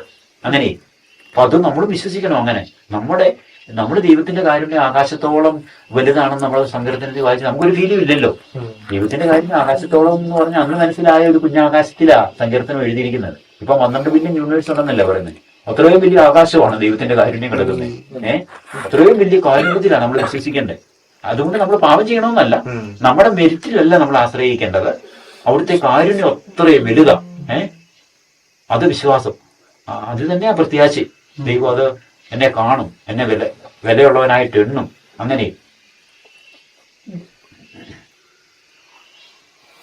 ദൈവത്തിന്റെ ആ ഭയങ്കര സ്നേഹത്തിലുള്ള കാരുണ്യത്തിലുള്ള കരുതലിലുള്ള പ്രത്യാശയിലേക്ക് നമ്മൾ പോകുമ്പോഴാണ് നമ്മൾ അങ്ങനെ എല്ലാ സാധ്യതകളും അടഞ്ഞെന്ന് തോന്നുമ്പോൾ നമ്മുടെ കുരിശിൽ കിടക്കുന്ന കള്ളനെ സംബന്ധിച്ചിടത്തോളം അവന് ഇതാണല്ലോ, എല്ലാ സാധ്യതയും അടഞ്ഞല്ലോ. അവന് മരിക്കുകയില്ല, അവൻ കള്ളനാ. എല്ലാവരും അവന് സമ്മതിച്ചിരിക്കുന്ന കാര്യമോ, എല്ലാവരും സമ്മതിച്ചിരിക്കുന്ന കാര്യമോ കള്ളനാണ്. പക്ഷെ നമ്മൾ കുരിശിലേക്ക് നമ്മൾ നോക്കുമ്പോൾ അവന് ദൈവരാജ്യത്തെക്കുറിച്ചൊക്കെയുള്ള അറിവുണ്ട്. ഈശോയെ കേട്ടിട്ടുണ്ട്, ഈശോയുടെ പ്രസംഗമൊക്കെ കേട്ടിട്ടുണ്ട് അവന്. അല്ല കുരിശി കിടന്ന് പെട്ടെന്ന് അങ്ങ് മോഷിച്ചല്ല സ്വർഗമായി. അതുകൊണ്ട് ഈശോയെ കുരിശി കിടന്നുകൊണ്ട് അവസാനം ഇങ്ങനെ എന്നെ ഓർക്കണേന്ന് പറയുമ്പോൾ അങ്ങയുടെ രാജ്യത്തിൽ വരുമ്പോ എന്നെ ഓർക്കണമെന്നാ. അപ്പൊ ഈ വാസ്തവം പറഞ്ഞാൽ നമ്മൾ നല്ലോണം എനിക്ക് പറഞ്ഞിട്ടുണ്ട്. വിശ്വാസപ്രമാണം മുഴുവൻ പുള്ളി വിശ്വസിക്കുന്നുണ്ട്. ഒരു രാജ്യത്തില് ഏതെങ്കിലും ദുഷ്ടമായ ഒരു സ്ഥലത്തേക്ക് ഇപ്പൊ നമ്മൾ ജീവിച്ച് ചിലരൊക്കെ പറയും ഇനി ഒരു ജന്മം ഉണ്ടെങ്കിൽ ഇനി ഒരിക്കലും ഈ വീട്ടിൽ ജനിക്കരുത്, അങ്ങനെയൊക്കെ പറയുന്ന ആൾക്കാരുണ്ട്. അങ്ങനെ ഏതൊരു ഒരു ദുഷ്ടമായ അവസ്ഥയിലേക്കാണെങ്കിൽ അവിടെ വരുമ്പോൾ ഓർക്കണമെന്ന് ഇങ്ങനെ പറയുമോ? അതിന്റെ അർത്ഥം ദൈവത്തിന്റെ സ്നേഹത്തിൽ വിശ്വസിക്കുന്നുണ്ടല്ലോ, അല്ലേ? ദൈവത്തിന്റെ സ്നേഹത്തിൽ ആ മനുഷ്യൻ വിശ്വസിക്കുന്നുണ്ട്. ആ മനുഷ്യൻ അടുത്ത് വിശ്വസിക്കുന്നു. നോക്കി അങ്ങയുടെ രാജ്യത്തിൽ വരുമ്പോൾ ഓർക്കണമെങ്കിൽ പുള്ളിയുടെ നിത്യജീവനും ഈശോയുടെ നിത്യജീവനും ഓർക്കണ്ടേ? ഈശോയും മരിച്ചങ്ങ് ആ വഴിക്കങ്ങ് പോവുകയാണെങ്കിൽ ഇങ്ങനോട് പറഞ്ഞിട്ട് വല്ല കാര്യമുണ്ടോ? പുള്ളി ഉയർക്കുമെന്ന് വിശ്വസിക്കണ്ടേ? ഈ മനുഷ്യനും ഈശോയും ഉയർക്കുമെന്ന്, ഈശോയുടെ ഉയർപ്പിലും കണ്ടോ, ഈശോയുടെ ഉയർപ്പിലും ഈ മനുഷ്യന്റെ ഉയർപ്പിലും വിശ്വസിക്കുമല്ലേ, പ്രത്യാശിക്കുവോ? ഉയർപ്പും നിത്യജീവൻ ഉണ്ടായിട്ടല്ലേ അവിടെ വസിക്കാനായിട്ട് ആഗ്രഹിക്കുന്നേ. ഈശോയുടെ ഉയർപ്പ് വിശ്വസിക്കുകയും അങ്ങനെ ഉണ്ടായിട്ടല്ലേ രാജ്യത്തിൽ ഒരു ഓർക്കണമെന്ന് പറഞ്ഞാൽ ഈശോ ഉയർപ്പമായിട്ടല്ലേ രാജ്യമൊക്കെ ഉള്ളേ. ഈശോയ്ക്ക് ഒരു രാജ്യം ഉണ്ടെന്നുള്ള വിശ്വാസമുണ്ട്, ഈശോയ്ക്ക് ഉയർപ്പുണ്ടെന്നുള്ള വിശ്വാസം പുള്ളി ഈ പറയുന്നതിനകത്തുണ്ട്. പുള്ളിക്ക് ഒരു ഉയർപ്പുണ്ടെന്ന് വിശ്വസിക്കുന്നുണ്ട്, പുള്ളിക്ക് ഒരു നിത്യജീവൻ ഉണ്ടെന്ന് വിശ്വസിക്കുന്നുണ്ട്, ഈശോയുടെ നിത്യജീവനെ വിശ്വസിക്കുന്നുണ്ട്, ഈശോയുടെ സ്നേഹത്തിൽ വിശ്വസിക്കുന്നുണ്ട്. വിശ്വാസപ്രമാണം ചൊല്ലി നോക്കി അതെല്ലാം ഈ ഒരൊറ്റ വാക്കി പറഞ്ഞു. നല്ലൊരു അരുചി അത് മൊത്തം ഉണ്ട് അത് കുർബാനയെ നമ്മൾ നീക്കേണ്ടത്. ഇത് വിശുദ്ധിലെ കുർബാന നല്ലപോലെ നോക്കി. കുർബാന ഈശോ കുർബാന സ്ഥാപിച്ചുകൊണ്ട് പറഞ്ഞത് ഇതെന്റെ ഓർമ്മയ്ക്കായിട്ട് ചെയ്യാനല്ലേ പറഞ്ഞു. ഈശോ അത് സ്നേഹത്തിന്റെ, അത് നമ്മൾ വല്ലവരും ധ്യാനിക്കുമ്പം 2 ഓർമ്മകളാണ്. ലൂക്കോസ് വിശേഷത്തിലാണ് ഈ കള്ളം പറയുന്നത്, എന്നെ ഓർക്കണേന്ന്. അത് ഓർമ്മയെ റിമെമ്പർ മീ എന്നാ പറയുന്നത്. 2 ഓർമ്മകളാ. അപ്പൊ നമ്മള് വിശുദ്ധനെ നിൽക്കേണ്ട അങ്ങനെയാ. ഈശോയുടെ ആ സ്നേഹത്തിന്റെ വലിയ നമുക്ക് വേണ്ടി എല്ലാം ചെയ്തതിന്റെ ഓർമ്മയും നമ്മളിവിടെ എല്ലാം കൊണ്ട് നമുക്കൊരു മെരിറ്റും ഇല്ല. കുരിശി കിടക്കുന്ന കള്ളനെ പോലെ കള്ളനായിട്ട് സമ്മതിച്ചിരിക്കുന്നു, എല്ലാം ആയിട്ട് അവനും അംഗീകരിച്ചിരിക്കുന്നു. അവൻ തന്നെ പറയുന്നുണ്ട്, അവൻ സമ്മതിക്കുക നമുക്ക് ന്യായമായ ശിക്ഷയാണ് കിട്ടിയിരിക്കുന്നത്. അപ്പൊ അവന്റെ അവസ്ഥയെല്ലാം അവൻ അംഗീകരിക്കുന്നുണ്ട്. അനുതാപമുണ്ട്, അവനെ അംഗീകരിക്കുന്നുണ്ട്. അവിടെയുണ്ട് അവന്റെ അവസ്ഥ അവനെ അംഗീകരിച്ച് അവന് യോഗ്യനല്ലെന്ന് വിശ്വസിക്കുന്നുണ്ട്. അങ്ങനെ അൺവർത്തിയ അങ്ങനെ ദൈവത്തെ ഏറ്റു പറയുന്നുണ്ട്, ദൈവത്തെ വിശ്വാസത്തിൽ നിയമിക്കുന്നുണ്ട്. ഇവൻ അങ്ങനെയല്ല. ഈശോയുടെ നിഷ്കളങ്കത എങ്ങനെ അവന് പിടികിട്ടി അവിടെ കിടന്ന്? അങ്ങനെ എല്ലാം വിശ്വസിച്ച് ഒരൊറ്റ വാക്കല്ല കുർബാനയ്ക്ക് നമ്മൾ നിൽക്കേണ്ട. ശരിക്കും അങ്ങനെയാ. We are so unworthy. ദൈവമേ എന്നെ കൊണ്ട് ഓർക്കണേ. അങ്ങനെ ആ ഒരു പറച്ചിലാണ് നമ്മൾ ശരിക്കും കുർബാനയില്. അന്നേരമാണ് ഈശോ പറയുന്നത്, ഈശോ അന്നേരം വരെ പറഞ്ഞുകൊണ്ടിരുന്ന 3-ാം ദിവസം ഉയർക്കുന്നാണല്ലോ. ഈശോ അന്നേരം പറഞ്ഞ എന്നതാ, നീ ഇന്ന് എന്നോടുകൂടെ പ്രതീക്ഷയിലായിരിക്കുന്ന. അന്നേരം ഈ കുർബാനയില് സമയവും സ്ഥലവും സസ്പെൻഡ് ചെയ്യുന്ന പറയുന്നത്. ഇന്ന് എന്നോടുകൂടെ പ്രതീക്ഷയിലായിരിക്കും എന്ന് പറയുമ്പോൾ 3 ദിവസം കഴിഞ്ഞുള്ള ഉയർപ്പിനെ ഇന്നാക്കി. സ്ഥലം പുരുഷല്ല കിടക്കുന്നതെന്ന് ഓർക്കണം. ആ സ്ഥലത്തെ പ്രതീക്ഷയിലാക്കിയില്ലേ? അല്ലെ ശവക്കുഴി കൊണ്ട വെക്കേണ്ട സ്ഥലമല്ലേ, അതിനെ പ്രതീക്ഷയാക്കി അന്നേരം തന്നെ. അപ്പൊ ദൈവം ഒന്ന് ഓർക്കണേന്ന് നമ്മൾ പറഞ്ഞത്, ദൈവം ആ സമയത്തെയും മാറ്റി സ്ഥലത്തെയും മാറ്റി അന്നേരം സ്നേഹത്തിന്റെ വലിയ ഇതിലേക്കാവുക. അങ്ങ് സ്വീകരിക്കുക കള്ളനെ. ഒരാൾക്ക് വേണ്ടിട്ട് അത്ര നാളും ഈ പറയുന്ന പ്രവാചകന്മാരും ആൾക്കാരൊക്കെ പറഞ്ഞ കാര്യം, ഒരാള് അവന്റെ സത്തയെ പറയുമല്ലോ. അവന്റെ സത്തയുണ്ട്. ഇതെല്ലാം അവര് പറഞ്ഞ വിശ്വാസമുണ്ട്, ഈശോയെ കുറിച്ച് പറഞ്ഞ പ്രത്യാശയുണ്ട്. വലിയ യഹൂദനായിരിക്കും, ഇതെല്ലാം അറിയായിരിക്കും. കാണുവേ. അപ്പൊ അവിടെ കിടന്ന് വിശ്വസിക്കാന്നുള്ളതാണ് നമ്മുടെ ഒരെണ്ണം. നമ്മൾ നോക്കുമ്പോ നമുക്കൊന്നുമില്ല. ഈശോയിലേക്ക് നോക്കുമ്പോ ഈശോയ്ക്ക് എല്ലാം ഉണ്ട്. എനിക്ക് പകരക്കാരനായിട്ടാണല്ലോ ഇങ്ങനെ കിടക്കുന്നത്.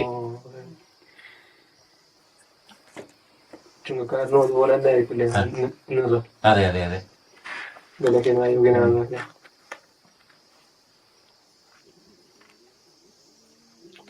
അപ്പൊ കുർബാനയ്ക്കൊക്കെ അങ്ങനെ ഒരു ഭയങ്കര നമ്മുടെ ആ ദൈവത്തിന്റെ കാരുണ്യത്തെ എത്ര പ്രത്യാശിച്ച് വിശ്വസിച്ച് നിൽക്കേണ്ട സ്ഥലമാണ് അത്. ദൈവത്തിന്റെ ഈ വിശ്വാസ പ്രമാണം നമ്മൾ ചുമ്മാ അങ്ങ് ചെല്ലിയാ പോരാ. ആ വിശ്വാസ പ്രമാണം ആണ് നമ്മളെ ആ ഒരു കുർബാനയില് ശരിക്കും നമ്മുടെ ബീയിങ് ആ വിശ്വാസ പ്രമാണം അനുഭവിച്ച് നിൽക്കണം ആ കുർബാനയില്.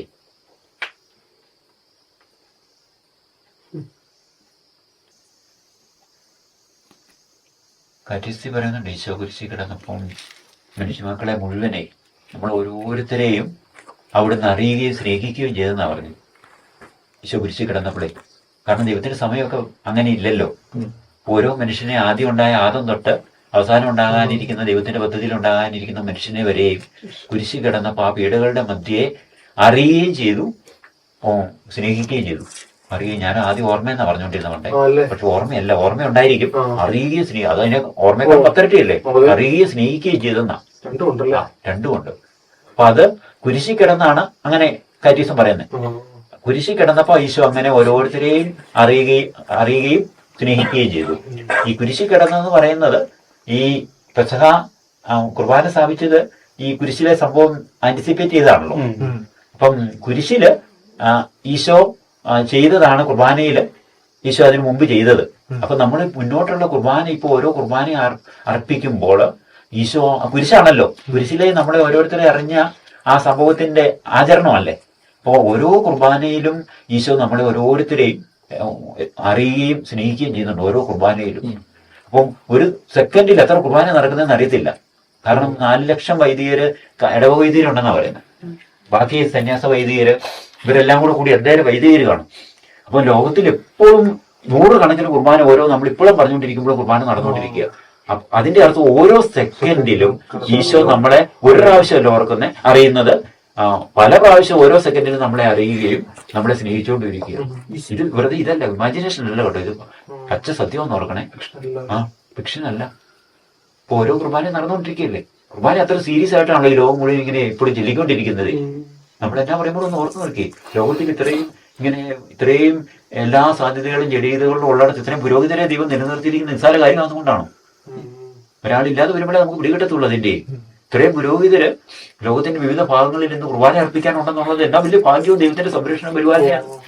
അങ്ങനെ അപ്പൊ ആ കുർബാനയിലെല്ലാം ദൈവം നമ്മളെ ഒരു സെക്കൻഡിൽ നമുക്കൊരു പ്രാവശ്യം ഓർക്കാൻ പറ്റത്തുള്ളൂ. ഇത് പല പ്രാവശ്യം നമ്മളെ ഓർത്തോണ്ടിരിക്കുക ഈശോ, നമ്മളെ സ്നേഹിച്ചോണ്ടിരിക്കുക, നമ്മളെ അറിഞ്ഞുകൊണ്ടിരിക്കുക. അപ്പൊ നമ്മുടെ ജീവിതവും തിരിച്ചങ്ങനെയാണ്. വാസം പറഞ്ഞാൽ നമ്മൾ രാവിലെ പങ്കെടുക്കുന്ന കുർബാനയിലല്ല, ദിവസം മുഴുവൻ കുർബാനയില്ല. നമ്മൾ മൊത്തം എപ്പോഴും അങ്ങനെയാ. ശരിക്കും സ്വർഗസ്വനായ ഞങ്ങളുടെ പിതാവേന്നല്ല ചെല്ലുന്നത്, അല്ല കുർബാന അവിടെ പങ്കെടുക്കുന്നവരുടെ മാത്രം പിതാവേന്നല്ല ചെല്ലുന്നത്. ഈ ആരൊക്കെ മനുഷ്യവർഗത്തിലുണ്ടോ അവരുടെ എല്ലാം പിതാവെന്ന് വിളിച്ചോണ്ടാണ് പ്രാർത്ഥിക്കുന്ന മുഴുവനല്ലേ. കാറോസക്സ് എല്ലാം നോക്കി എല്ലാവർക്കും വേണ്ടിയല്ല പ്രാർത്ഥിക്കുന്നത്, ഓരോരുത്തർക്ക് വേണ്ടിയല്ല. അപ്പൊ നമ്മൾ അങ്ങനെ എപ്പോഴും അങ്ങനെ ഒരു വലിയ സംഭവത്തിലാണ് നമ്മള് യഥാർത്ഥത്തിൽ. അപ്പൊ അത്രയും വലിയ സ്നേഹത്തോട് വേണം നമ്മുടെ ജീവിതത്തിൽ ഇവിടെ ഈ ഓർമ്മ നിലനിർത്താനേ. അപ്പൊ ഈശോ ആകെ നമ്മളോട് പറഞ്ഞ് ഓർക്കാനാ പറഞ്ഞിട്ട് പോയിരിക്കുന്നേ. ഇതെന്റെ ഓർമ്മയ്ക്കായിട്ട് ചെയ്യാൻ പറഞ്ഞ രാവിലെ കുർബാന അർപ്പിക്കുമ്പോൾ മാത്രമല്ല, എപ്പോഴും അവിടുത്തെ ഓർത്തോണ്ടിരിക്കാനേ. വേറെയുള്ള കാര്യങ്ങളൊന്നും ഓർത്തോണ്ടിട്ട് ഒരു മെച്ചമില്ലെന്ന് ഇപ്പം തന്നെ നമുക്ക് മനസ്സിലായി കഴിഞ്ഞല്ലോ.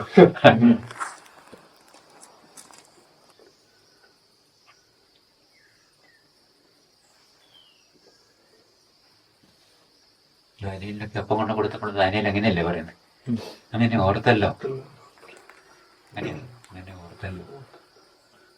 ജീവന്റെ ഒപ്പം നമുക്ക് എന്തും തരുമ്പോഴേ ഇവിടെ നന്നോണ്ടിരിക്കുക. വാസം പറഞ്ഞാൽ അത് നമ്മളെ ഓർത്തോണ്ടിരിക്കുക. ഓർമ്മയുടെ തന്നെ അപ്പമാണ്, സ്നേഹിക്കുന്നതിന്റെയും അറിയുന്നതിന്റെയും ഒപ്പമാണ്.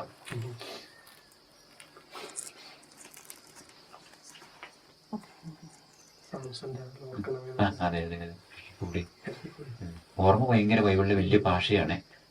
ഭാഷ എന്ന് പറഞ്ഞാൽ വലിയ സംഭവം. ഓർമ്മയില്ല, നമ്മൾ നോക്കിയാലും നമ്മുടെ റിലേഷനും എല്ലാം നിൽക്കുന്ന ഓർമ്മയിലല്ലേ. ഓർമ്മ പോയി കഴിഞ്ഞാൽ പിന്നെ ഈ ഓർമ്മ പോയ ഓർമ്മ രോഗികളുള്ളവർക്ക് ഒന്നും അറിയത്തില്ല. അപ്പൊ നമ്മുടെ ഓർമ്മ ശരി മാറി പോകുമ്പോഴാണ് നമുക്കെല്ലാം ഈ പ്രശ്നം പറ്റുന്നല്ലോ അല്ലേ. റിംബറൻസില്ല, റിംബറൻസിന് എത്ര പവറാ. ദൈവത്തിൽ തന്നെ എല്ലാം ഓർമ്മ എത്ര പറയുന്നുണ്ട്. പത്രോസ് ഈശോ പറഞ്ഞ് ഓർക്കുന്നുണ്ട്. റിംബറൻസ് അങ്ങനെ കുറേ പ്രാവശ്യമുണ്ട്. അല്ല ഓർമ്മകളെ കുറെ ഓർമ്മകളെ കുറിച്ച് പിന്നെ പറയുന്നുണ്ടെന്ന് പറയുന്നത് പുതിയ നിയമമേ.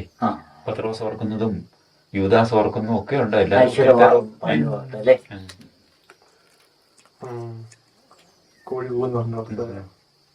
കരയുന്നൊക്കെ അന്നാരാ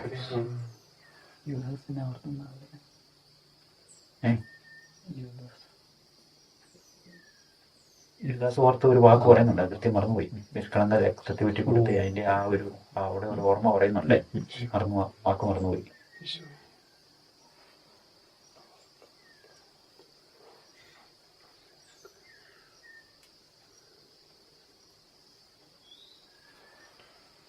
നമ്മുടെ ജീവിതം ഇങ്ങനെ പതിയെ മുമ്പോട്ട് പോകുന്ന ഇങ്ങനെ ഓർമ്മയാണല്ലേ. ജനിച്ച നാളെ മുതൽ ഈ പറയുന്ന ആൾക്കാരുമായിട്ടുള്ള ബന്ധങ്ങൾ എല്ലാ റിലേഷനും എല്ലാം ഓർമ്മയിലല്ലേ കിടക്കുന്നത്. ഒന്നും മറന്നു പോയാൽ പിന്നെ ആരും അല്ലല്ലോ. അല്ല ഒന്നും മറന്നു ഓർമ്മയ്ക്ക് ഭയങ്കര ഇതാണ്. ഓർമ്മയിലും അങ്ങനത്തെ ഒരു സ്ഥാനത്തിലാണ് പാവങ്ങളിലേക്കും അല്ലാതെ ശരിക്കും ഈ ഓർമ്മയുടെ സത്ത എന്ന് പറഞ്ഞാൽ ഈശോയുടെ സ്നേഹമായിരിക്കും അല്ലെ. ഈശോ ഓർമ്മ ബാക്കിയല്ലാതെ മറക്കാൻ വേണ്ടിയാണ് ഈശോ വിശുർവാനയിൽ ഓർക്കാൻ സ്ഥാപിച്ചത്. പാപത്തിനുണ്ടായ പാവം അതാണല്ലോ. നന്മതിന്മകളെ അറിയൂന്നല്ല പറഞ്ഞ് ദൈവത്തെ പോലെ. ഇവിടുത്തെ വിശുർവാനയില് ദൈവം നമ്മളെ അറിയുകയും സ്നേഹിക്കുകയും ചെയ്തതിന്റെ ഓർമ്മയാണ് കൊണ്ടിരുന്നത്. മറ്റേത് പിശാച് നന്മതിന്മകളെ അറിഞ്ഞിട്ട് എന്തെങ്കിലും കാര്യമുണ്ടോ? ദൈവം നമ്മളെ അറിയുകയും സ്നേഹിക്കുകയും ചെയ്തെന്നുള്ള ഓർമ്മയാണ് വിശുർവാനെ കൊണ്ടുവന്നിരിക്കുന്നത്. അതിന്റെ എല്ലാം ഓപ്പോസിറ്റാണ് നമ്മൾ നല്ലോണം നോക്കി കഴിയുമ്പോഴേ. മറ്റേ ഓർമ്മകള് നമ്മുടെ പഴയ ഓർമ്മ മോശപ്പെട്ട ഓർമ്മകളെ കൊണ്ട് നമ്മളെ പിന്നെയും ദുഷിപ്പിക്കുകയല്ലേ.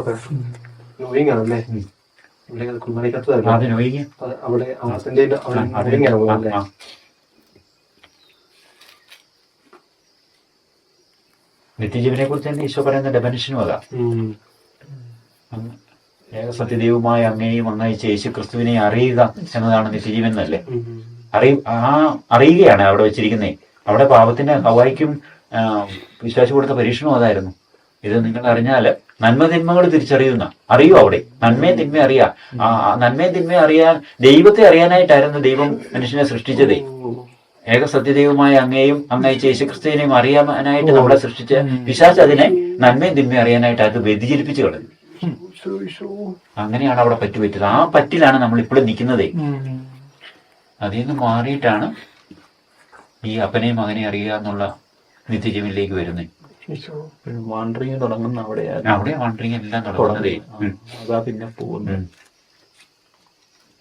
ആദ്യത്തെ പാപം ചെയ്യാനുള്ള ഇൻവിറ്റേഷനും അത് തന്നെയായിരുന്നു. അതെ അതെ.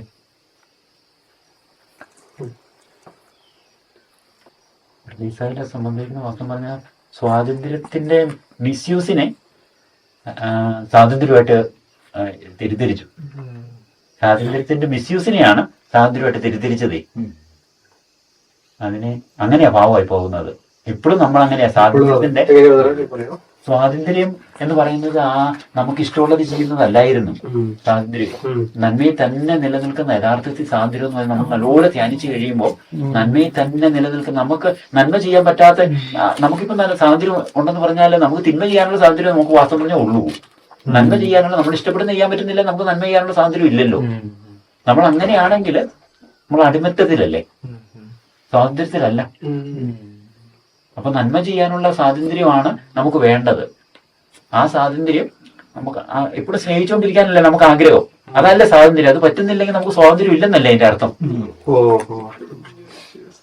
അപ്പൊ നമുക്ക് ഇഷ്ടം പോലെ ചെയ്യാന്നുള്ളത് അതിനെ വളച്ചൊടിച്ചു. നമുക്ക് ഇഷ്ടം പോലെ ചെയ്യാനുള്ളത് ആ സ്വാതന്ത്ര്യം ഒന്ന് പിശാച് നമ്മളെ പഠിപ്പിച്ചു. ശരിക്കും സ്വാതന്ത്ര്യം എന്ന് പറഞ്ഞാൽ നന്മ ചെയ്യുക. അതെ, സ്വാതന്ത്ര്യം ഓർത്ത് നോക്കി. നമുക്ക് സ്നേഹിക്കാനുള്ളതാ. നമുക്ക് സ്നേഹിക്കാൻ പറ്റുന്നില്ലെങ്കിൽ നമ്മുടെ സത്യം എന്ന് പറയുന്നത് സ്നേഹമാണ്. അങ്ങനെ ആ സത്തയുടെ സ്നേഹം, ദൈവത്തിന്റെ സത്ത സ്നേഹമാണ്. അപ്പൊ നമ്മൾ ദൈവത്തിന്റെ മക്കളായി കഴിയുമ്പോൾ സ്നേഹത്തിന്റെ സത്തയാ വേണ്ടത്. സ്നേഹിക്കാനുള്ള സ്വാതന്ത്ര്യം നമുക്കില്ലെങ്കിൽ നമുക്ക് യഥാർത്ഥ സ്വാതന്ത്ര്യം ഇല്ലെന്നല്ലേ അതിന്റെ അർത്ഥം. ആ ഫ്രീഡം നമുക്ക് പോയി. അതിന്റെ അർത്ഥം നമ്മൾ വേറെ സ്വാതന്ത്ര്യത്തെ നമ്മൾ മിസ്യൂസ് ചെയ്ത് നമുക്ക് ഇഷ്ടമുള്ളതെല്ലാം തിരഞ്ഞെടുത്ത് മിസ്യൂസ് ചെയ്തുകൊണ്ടിരിക്കുക. അല്ലെ സ്വാതന്ത്ര്യം എന്ന് പറയുന്നത് സ്വാതന്ത്ര്യത്തിന്റെ മിസ്യൂസ് ആണ് നമ്മൾ തെറ്റിദ്ധരിച്ചിരിക്കുക.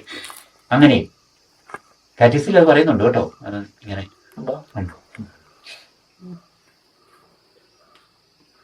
ഇങ്ങനെ വ്യക്തമായിട്ടല്ല, മിസ്യൂസ് ഓഫ് ദ ഫ്രീഡം എന്നുള്ള രീതിയിലേ ശരിക്കും നമ്മളെ ശരിക്കും പറ്റിക്കുക സ്വാതന്ത്ര്യം എന്ന് പറഞ്ഞു. ആൾക്കാർ പറയുമ്പോഴും അല്ലെ നമ്മളാണെങ്കിൽ ചിന്തിക്കാൻ പെട്ടെന്ന് അതാ ചിന്തിക്കുള്ളൂ. നമുക്ക് ഇഷ്ടം പോലെ ചെയ്യാനുള്ള, ഇഷ്ടം പോലെ തിരഞ്ഞെടുക്കാനുള്ള അല്ല, ദൈവത്തിന് ഇഷ്ടം പോലെ തിരഞ്ഞെടുക്കാനുള്ളതാണ് നമ്മുടെ സ്വാതന്ത്ര്യം വേണ്ടത്. അങ്ങനെ അതാണ് ഏറ്റവും അങ്ങനെയാണെന്നാണ് തോന്നുന്നത്. എഡിറ്റ് മാർപ്പാപ്പ പറയുന്നുണ്ട്, ദൈവഹിതത്തോട് നമ്മൾ ഏറ്റവും കൂടുതൽ ഐക്യപ്പെട്ട് പ്രവർത്തിക്കുമ്പോഴാണ് നമ്മൾ ഏറ്റവും സ്വാതന്ത്ര്യത്തിലായിരിക്കുന്നത്. നമ്മുടെ ഇഷ്ടത്തോട് നമ്മളെ ഐക്യപ്പെട്ട് പറയുന്നത് സ്വാതന്ത്ര്യത്തിന്റെ ഏറ്റവും അധപ്പതിച്ച അവസ്ഥയിലാണ്. ചിലവിടെ നല്ല വാക്കിലാണ് പറയുന്നത്.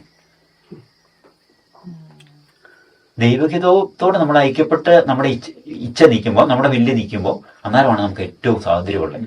കാരണം അത് ഏറ്റവും നല്ലത് അത് മാത്രമല്ലേ ഉള്ളൂ. അത് നമുക്ക് ചെയ്യാൻ പറ്റുമ്പോൾ അത് മതി. വേറെ ഒന്നും നമ്മൾ വലിയ ഒത്തിരി കാര്യങ്ങളൊന്നും ചെയ്തിട്ട് ഒരു കാര്യമില്ല. ദൈവത്തിന്റെ ഹിതം അതെന്താണോ അത് ചെയ്യുക എന്നുള്ളതാണ്. അത് സ്നേഹമാണ് കേട്ടോ. ദൈവം വചനത്തിലൂടെ ദൈവം വെളിപ്പെടുത്തിയാണ് ദൈവഹിതം എന്ന് പലയിടത്തും പറയുന്നുണ്ട്. അപ്പൊ വചനം പാലിക്കുമ്പോൾ ശരിക്കും നമ്മൾ ദൈവഹിതം നടപ്പാകുന്നത്. അപ്പൊ നമുക്ക് ഓരോന്ന് അതിനകത്ത് പറഞ്ഞിരിക്കുന്ന ഓരോ കാര്യങ്ങളും ഈശോയുടെ, നമ്മൾ ശത്രുക്കളെ സ്നേഹിക്കുമ്പോൾ ഈശോയെ സ്നേഹിക്കുക, പീഡിപ്പിക്കുന്നവർക്ക് വേണ്ടി പ്രാർത്ഥിക്കുമ്പോൾ ഈശോയെ സ്നേഹിക്കുക, ശപിക്കുന്നവരെ അനുഗ്രഹിക്കുമ്പോൾ ഈശോയ്ക്ക് വേണ്ടി പ്രാർത്ഥിക്കുകയാണ്. ആകുലപ്പെടാതിരിക്കുമ്പോൾ നമ്മൾ ആ ഈശോയെ സ്നേഹിക്കുക. ആകുലപ്പെടാതിരിക്കുമ്പോഴേ അങ്ങനെ മലയിലെ പ്രസംഗത്തിൽ പറഞ്ഞ ഓരോ കാര്യങ്ങൾ നമ്മൾ അനുവർത്തിക്കുമ്പോൾ നമ്മൾ ഈശോയെ സ്നേഹിക്കുക. ഈശോ അങ്ങനെയാ പറഞ്ഞു, എന്റെ വചനം പാലിക്കുന്നവർ എന്നെ സ്നേഹിച്ചു, അല്ലെ എന്റെ കൽപ്പന പാലിക്കുന്നവർ എന്നെ സ്നേഹിക്കുന്നു. അങ്ങനെയാണ് സ്നേഹത്തിന് ഈശോ ഇത് പറഞ്ഞിരിക്കുന്നത്. അപ്പൊ അതേ ഉറപ്പുള്ളൂ. അല്ല നമ്മളിപ്പോ വിസ്തുർവാനയുടെ അടുത്ത് പോയി ഞാനങ്ങ് സ്നേഹിക്കുന്നതെന്നും പറഞ്ഞാൽ ഈശോ സമ്മതിക്കത്തില്ല. ഈശോയ്ക്ക് ഫീൽ ചെയ്യത്തില്ല. ഒരു സമയം ഒരു വചനം പാലിച്ചിരിക്കും നല്ല ഉറപ്പാ. അപ്പൊ നമ്മളെ പീഡിപ്പിക്കുന്ന, അല്ലെ നമുക്ക് അങ്ങനെ അനുഭവപ്പെടുന്നേ ആൾക്ക് വേണ്ടി ഒന്ന് സ്നേഹപൂർവ്വം പ്രാർത്ഥിച്ചു തന്നാലും നമുക്ക് ആ ഇത് കിട്ടും. ഈശോയെ നമുക്ക് സ്നേഹിക്കുന്നതിൽ ഒരു ഫീല് കിട്ടും. എന്നാലും ഇപ്പൊ നമുക്ക് ഭയങ്കര ആകുലത വരുന്നു. ആകുലത വരുമ്പം ഈശോ പറഞ്ഞിട്ടുണ്ട് ആകുലപ്പെടണ്ട. അന്നേരം നമ്മൾ ആകുലപ്പെടാതിരിക്കുമ്പോൾ ഈശോയെ നമ്മൾ സ്നേഹിക്കുക. അല്ലെ ആകുലതയിൽ നിന്ന് ഭയങ്കര കണക്കൂട്ടലും ഇതെല്ലാം കൂടെ ആയിക്കഴിയുമ്പോഴത്തേനും ആകുലതയല്ലേ, എന്തെങ്കിലും ചെയ്യാൻ പറ്റുമോ? അതെ അതെ.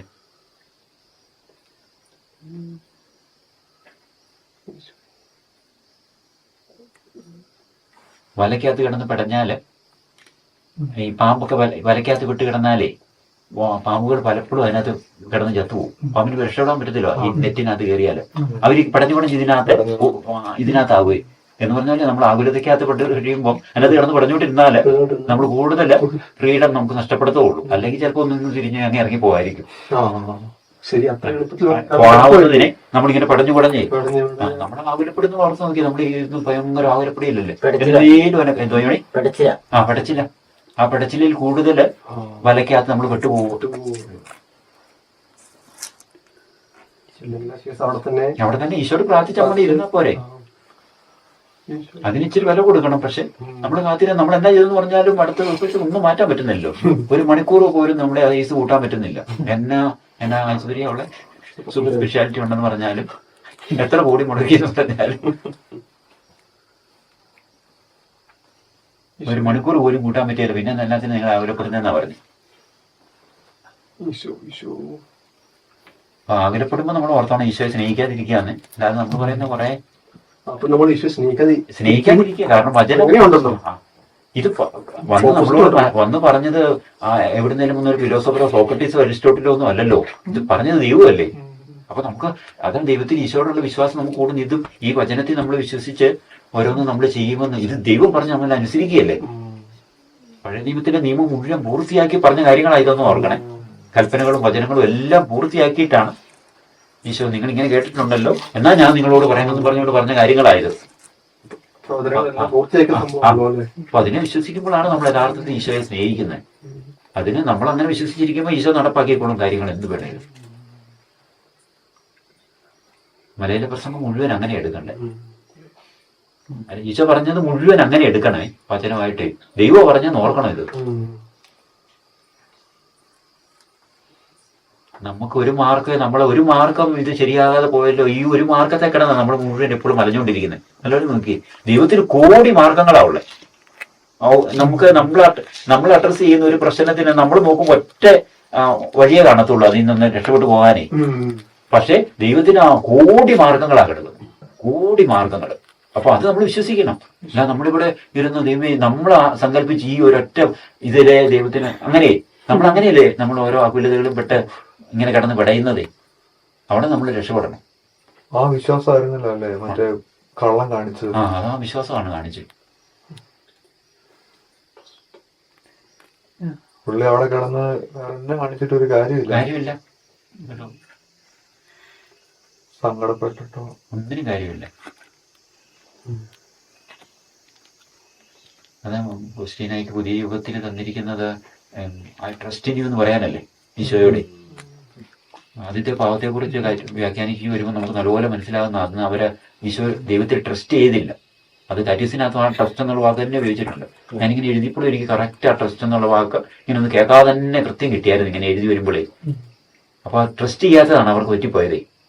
അതാണ് കരുണയില് ഐ ട്രസ്റ്റ് എന്ന് നമ്മൾ പറയുമ്പോൾ, ഞാൻ അങ്ങനെ ആശ്രയിക്കുന്നു അല്ലെ അങ്ങനെ വിശ്വസിക്കുന്നു നമ്മൾ പറയുമ്പോൾ അത് അത്ര ശക്തമായിരിക്കണം. അത് അത്ര പറയുന്ന ദൈവത്തോടാന്ന് ഓർക്കണേ. നമ്മൾ വിശ്വാസ പ്രമാണത്തിലൊക്കെ അതാ ചെല്ലുന്നതെന്ന് ഓർക്കണേ. ആകാശവും ഭൂമിയും സൃഷ്ടിച്ച ദൈവത്തിൽ ഞാൻ സർവശക്തനായ പിതാവിൽ വിശ്വസിക്കുന്നല്ലേ നമ്മൾ പറയുന്നത്. എന്നിട്ട് നമ്മൾ ചെറിയ കാര്യങ്ങളിൽ നമ്മൾ ആഗ്രഹപ്പെട്ട എന്നായി. അതാ നമ്മളെ യഥാർത്ഥ ജീവിതത്തിലേക്ക് വരുമ്പോൾ നമ്മളിങ്ങനെ വിശ്വാസ പ്രമാണത്തിൽ നമ്മളിങ്ങനെ പറയുകയും ആകാശവും ഭൂമിയും സൃഷ്ടിച്ച ദൈവത്തില് 12 ബില്യൺ യൂണിവേഴ്സിനെ സൃഷ്ടിച്ച ദൈവത്തിൽ ഞാൻ വിശ്വസിക്കുന്നു. പക്ഷെ ഈ കുഞ്ഞു കാര്യത്തിൽ ഞാൻ പേടിക്കുകയാണ്. അതാ നമ്മുടെ ജീവിതം. ദൈവം നോക്കുമ്പോ അങ്ങനെയാ നമ്മുടെ. അത് മാറണം.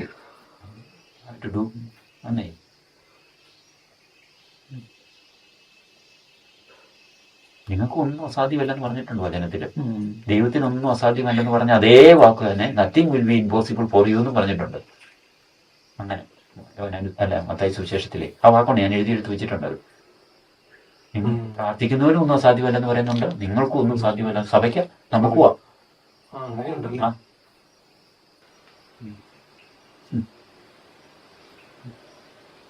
അതിന്റെ ഒരു പ്രത്യാശയിലേക്ക് വരണം. വചനം വായിച്ചിട്ട് അതനുസരിച്ച് ആകുലപ്പെട്ടിരിക്കുകയരുത്. അങ്ങനെ ആകുലതയാണല്ലോ നമ്മളെപ്പോൾ പൊതുവെ ബാധിച്ചുകൊണ്ടിരിക്കുന്ന ഒരു പ്രശ്നം. അതാ ആകുലത ചുമ്മാ നമ്മുടെ ഇരിക്കും, നമ്മുടെ ദിവസങ്ങൾ മുഴുവനെ. പക്ഷെ ആകുലതയിൽ ഇരിക്കരുത്. ഒന്നാരെ Eesho I trust in you എന്ന് പറഞ്ഞുകൊണ്ടേ മാറിപ്പോണം, ഓടിപ്പോണം, അവിടെ നിൽക്കരുത്. വിശ്വാസത്തിന്റെ വലിയ പരീക്ഷ. ആകുലതയിൽ ഇരിക്കുക. മലയാള പ്രസംഗം നല്ലപോലെ നോക്കിയാൽ മതി. അതെടുത്തിട്ട് നമുക്ക് ജീവിക്കാനുള്ള വചനങ്ങൾ കുറെ ഉണ്ട്.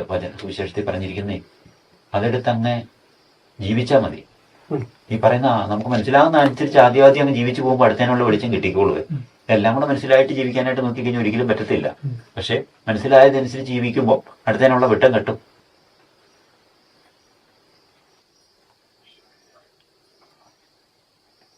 ഇങ്ങനെ പറയുമ്പോഴത്തേക്ക് നമ്മുടെ ഡേ ടു ഡേ ലൈഫിലൊക്കെ കുഞ്ഞു കുഞ്ഞു കാര്യങ്ങളാണെങ്കിൽ പോലും നമുക്ക് ചിലപ്പോൾ പെട്ടെന്ന് ചിന്തിക്കും, അല്ലെങ്കിൽ ഇനി എന്നാ ചെയ്യും, ഒരു ആകുലതയൊക്കെ ഇങ്ങനെ കയറി കയറി വരുമല്ലേ. ഇന്ന് തന്നെ ആണെങ്കിലും ഇങ്ങനെ എങ്ങനെ വരും, അല്ലെങ്കിൽ പെട്ടെന്ന് വണ്ടി കേടാവുന്നു, ഇനി എങ്ങനെ പോകും.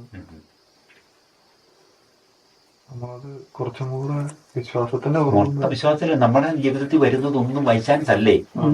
അതെല്ലാം ഇതിനെല്ലാം അഡ്രസ് ചെയ്ത് പോകുക എന്നുള്ളതാണ് നമ്മുടെ ദൗത്യം. നമ്മൾ പറയുന്നത് പോലെ എല്ലാം സ്മൂത്തായിട്ട് പോകുന്നതിലല്ലോ. ഒരു സെയിന്റിന്റെ ഹിസ്റ്ററി വായിക്കുന്നത് നമ്മള് ആ സെയിന്റ് ചുമ്മാ ജനിച്ചപ്പോ തൊട്ടൊരു കുഴപ്പമില്ലായിരുന്നു, ഒരു പാവം ചെയ്തിട്ടില്ല, അങ്ങോട്ടും ഇങ്ങോട്ടും നോക്കിയിട്ടില്ല, അങ്ങനെ പോയി അവസാനം എന്നാ ചരിത്രം എഴുതും. അങ്ങനെ ഇത് നമ്മൾ പോകുന്ന ഓരോ പ്രശ്നങ്ങളെ അഡ്രസ് ചെയ്ത് നമ്മള് ദൈവത്തോട് സഹകരിച്ച് നമുക്ക് വിശ്വാസം ഉണ്ടെന്നൊക്കെ ദൈവത്തിന് മനസ്സിലാകണ്ടേ. അങ്ങനെയാണല്ലോ നമുക്ക് വിശ്വാസം ഉണ്ടെന്നും പ്രത്യാശ ഉണ്ടെന്നും ഒക്കെ ഇത് ദൈവത്തിന് നമുക്ക് മനസ്സിലാകുന്നത്. നമ്മൾ രാവിലെ ഒരു വരയും വരയ്ക്കുന്നു, ഈ വരയും അതെ അതെ അതെ. അങ്ങനെയല്ലല്ലോ. ആ ദൈവത്തിന് വിട്ടുകൊടുത്ത ജീവിതം പറഞ്ഞാൽ ദൈവം നോക്കി പോകുന്ന ജീവിതമാണ്. അത് ദൈവം രചിക്കുന്ന ഒരു ലൈഫാണത്. അത് ബൈബിളിലെ ഓരോ ആൾക്കാരെ എടുത്ത് നോക്കി അവരങ്ങനെ ഓരോ ജീവിതമല്ലേ അവർക്കെല്ലാം. പത്രോസിനൊക്കെ നമ്മൾ നോക്കുമ്പോൾ വല്ല പക്വതയൊക്കെ ഉണ്ടോ പത്രോസ്? പക്ഷെ ഈശോയ്ക്ക് ഇഷ്ടപ്പെട്ട പത്രോസിനെയാണ്. അങ്ങനെയുള്ള പത്രോസിനെ ദൈവം നയിച്ച് ശിമയോൻ എന്നുള്ള പേര് തന്നെ ഏറ്റവും ഇങ്ങനെ ഇളകുന്ന ഇങ്ങനെ ബലഹീനതയുടെ ഒരു വാക്കാത്.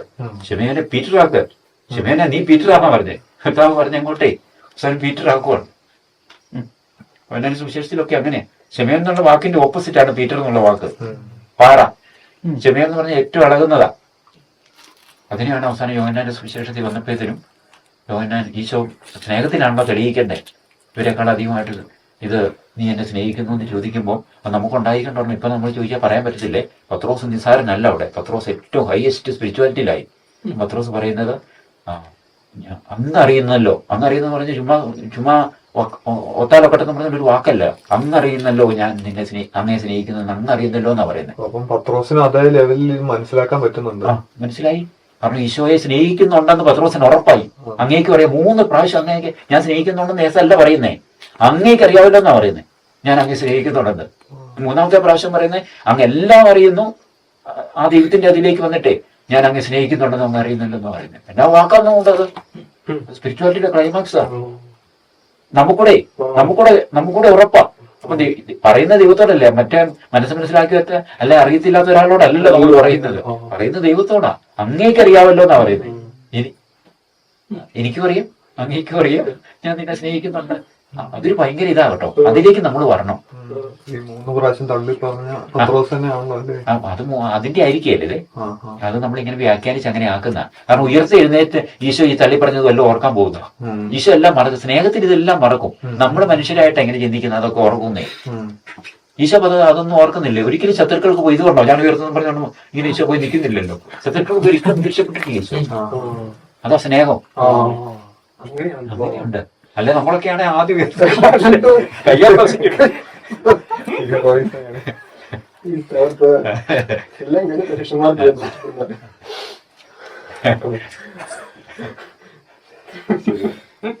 അങ്ങോട്ടൊന്നും ഈശോ പോകുന്നില്ല. അത് സ്നേഹത്തിന്റെ പോക്കാണ്. അത് നമ്മളാണെങ്കിലും നമ്മുടെ വിജയത്തിൽ ഒരിക്കലും ശത്രുക്കളുടെ അടുത്തോട്ടെ നമ്മളത് നമ്മുടെ വിജയം ആഘോഷിക്കാൻ അങ്ങോട്ട് പോകേണ്ട കാര്യമൊന്നുമില്ല. നമ്മള് വിജയിച്ചു എന്നുള്ളത് തന്നെ വിജയമാ. പിന്നെ സെലിബ്രേറ്റ് ചെയ്യേണ്ട കാര്യമില്ല. ശത്രുക്കളുടെ അടുത്ത് പോയി നമുക്ക് ഉണ്ടായി വരേണ്ട അതാ കേട്ടോ. പത്രോസിനെ പോലെ അവസാനം നമുക്കൊരു ബോധ്യം വരണം. കർത്താവ് അറിയുന്നിടത്ത് നമ്മളും അറിയുന്നിടത്ത് ഞാനങ്ങനെ സ്നേഹിക്കുന്നുണ്ട് എന്നുള്ളത് അത് പറയാൻ പറ്റണം. അത് പറയാൻ പറ്റിയാൽ ആയി.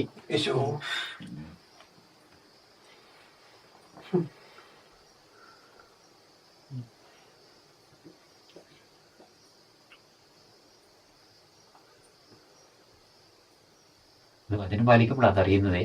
അങ്ങനെ വചനം നമ്മൾ ഈശോയുടെ വചനത്തിൽ അതുപോലെ ദൈവം പറഞ്ഞ കാര്യം ഇത് പേടിക്കേണ്ട കാര്യമൊന്നുമല്ല. ദൈവത്തിന് നോക്കാൻ അറിയാം. നമ്മൾ വിശ്വസിച്ച് നോക്കിയേ. വിശ്വസിക്കാത്തതുകൊണ്ടേ പ്രശ്നം എല്ലാം പറ്റുന്നത്. അല്ലെ നമ്മുടെ ഏതൊരു പ്രശ്നത്തെയും 1000 ഇതോടുകൂടെ അറ്റൻഡ് ചെയ്യാൻ ദൈവത്തിന് പറ്റും.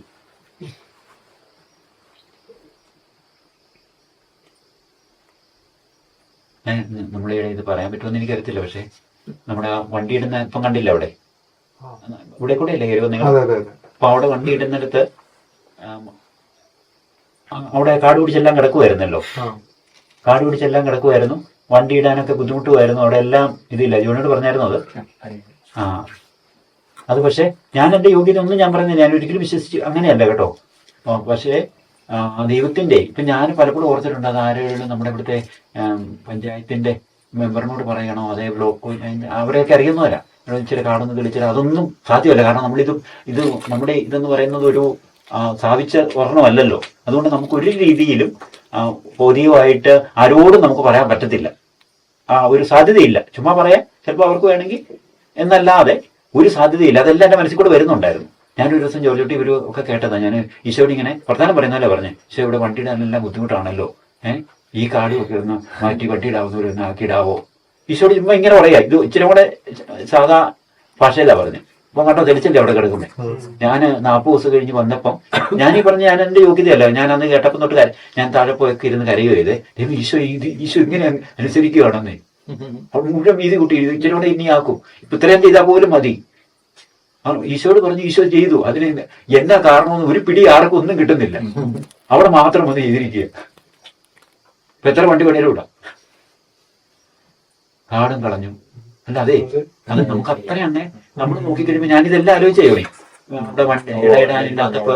പക്ഷെ ഞാനിങ്ങനെ ഈശോയോട് ചുമ്മാ അങ്ങേ ചുമ്മാ അങ്ങ് പറഞ്ഞു. വർത്താനം പോലെ അങ്ങ് പറഞ്ഞു. ഈശോ സീരിയസ് ആയിട്ട് എടുത്തു. പക്ഷെ നമ്മൾ ശ്രദ്ധിച്ച് പറയുന്നൊന്നും അങ്ങനെ ഒക്കത്തില്ല കേട്ടോ. ചുമ്മാ ഇങ്ങനെ നമുക്ക് അവബോധമില്ലാതെ പ്രത്യേക ഈശോയുടെ ഒരു കൂട്ടുകൂടി അങ്ങനെ പറയുന്ന അങ്ങ് ഒക്കും. അല്ലെ ഇതിപ്പോ നമ്മൾ ബോധ്യപ്പെട്ട് നമുക്ക് പ്രാർത്ഥിച്ച കാര്യങ്ങളൊക്കെ നടക്കും എന്നുള്ള വലിയ ഒരു ഇത് പറഞ്ഞാൽ അത് അതേപടി വായിൽ പോകും.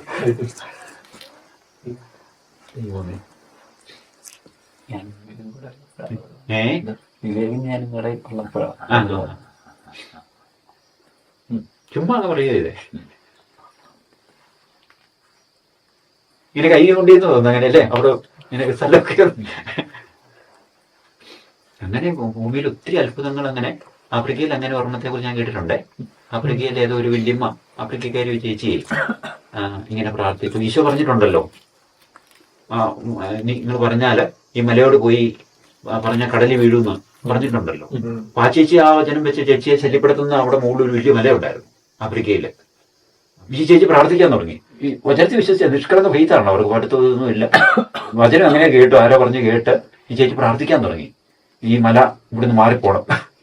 കുറച്ചുനാൾ പ്രാർത്ഥിച്ചു കഴിഞ്ഞപ്പം അവിടെ ഏതാണ്ട് ഈ സയന്റിസ്റ്റ് വന്നിട്ട് അവിടെ ഏതാണ്ട് ഇത് കണ്ടെത്തി. ഈ ഇതിനകത്തെ ഏതാണ്ട് വലിയ ലോകങ്ങളുടെ അതിന് പറയുന്നില്ല ഇത് കണ്ടെത്തി ഗവൺമെന്റ് തീരുമാനം എടുത്ത് മല മുഴുവൻ മാറ്റിപ്പോയി. ചെയ്തത് ഇതിലായിട്ടാണ്. പക്ഷെ സംഭവിച്ചത് എങ്ങനെ? ആ ചേച്ചി പ്രാർത്ഥിച്ച ചേച്ചിയുടെ നിഷ്കളങ്ക പ്രാർത്ഥന കേട്ടു. അങ്ങനെ ഒത്തിരി എക്സാമ്പിൾ ഉണ്ട്. മുഴുവൻ എക്സാമ്പിൾ ആണത്. അല്ല അങ്ങനെ ഉണ്ട്.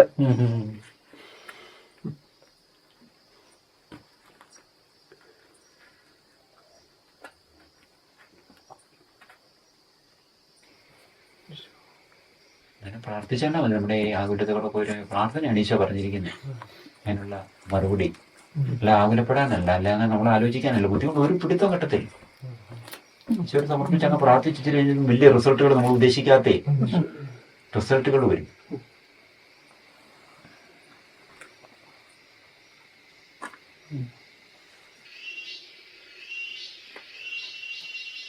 ടാഗോറിന് ഒരു കവിതയ്ക്കകത്തുണ്ട് അങ്ങനെ എൻ്റെ നാവില്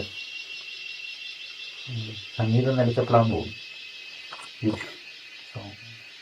ഗാനങ്ങൾ നടിച്ചപ്പോൾ ഈ opened melodies in my heart എന്ന് മനുഷ്യനോട് നല്ലവരെയാണ്. എൻ്റെ യാത്രയുടെ മുഴുവൻ വഴിയും മുട്ടിയുന്ന വഴികളെ മുഴുവൻ അടഞ്ഞു പോയെന്ന് തുടങ്ങുമ്പോൾ എൻ്റെ മുമ്പിൽ അങ്ങ് രാജ്യങ്ങൾ തന്നെ തുറന്നു എന്ന് പറഞ്ഞുകൊണ്ടൊരു കവിതയുണ്ട്. കിങ്ഡംസ് ബിഫോർ മീ എന്ന് പറഞ്ഞു. ഇച്ചിരി കൂടെ നല്ല സ്പെസിഫിക്കേഷനാണ്. അപ്പം നമ്മുടെ മുമ്പിൽ മുഴുവൻ വഴി അടയുമ്പോഴത്തേക്കും നമ്മളെ ഓർക്കും എല്ലാം തീർന്നെന്ന് ഓർക്കുമ്പോഴാണ് നമ്മുടെ മുമ്പിൽ വലിയ രാജ്യങ്ങൾ ദൈവം തുറന്നു വരും.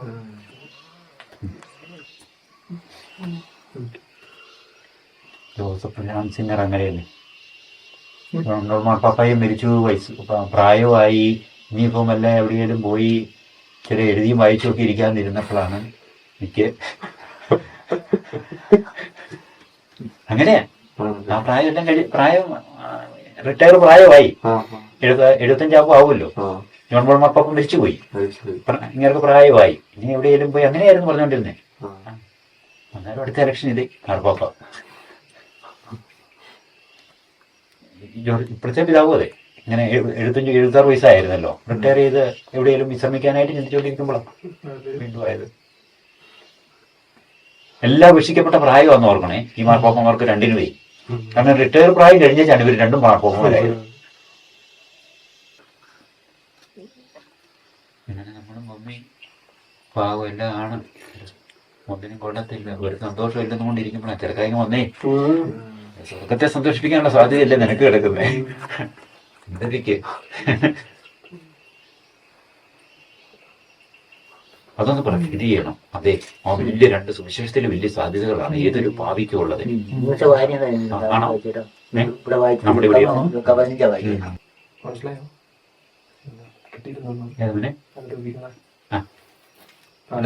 മുമ്പ് നമ്മളെ പറഞ്ഞ മനസ്സിലായില്ലേ? മുമ്പേ പറഞ്ഞല്ലേ? അല്ല, അനുദപിക്കുന്ന ഒരു പാപിക്ക് സ്വർഗത്തെ സന്തോഷിപ്പിക്കാനുള്ള സാധ്യതയാണല്ലോ ഉള്ളത്. അപ്പൊ നമ്മള് എത്ര പാവേ ചെയ്ത് എത്ര നിരാശയില് നമുക്കൊരു സന്തോഷം ഇല്ലാതിരിക്കുകയാണല്ലോ നിരാശയില്.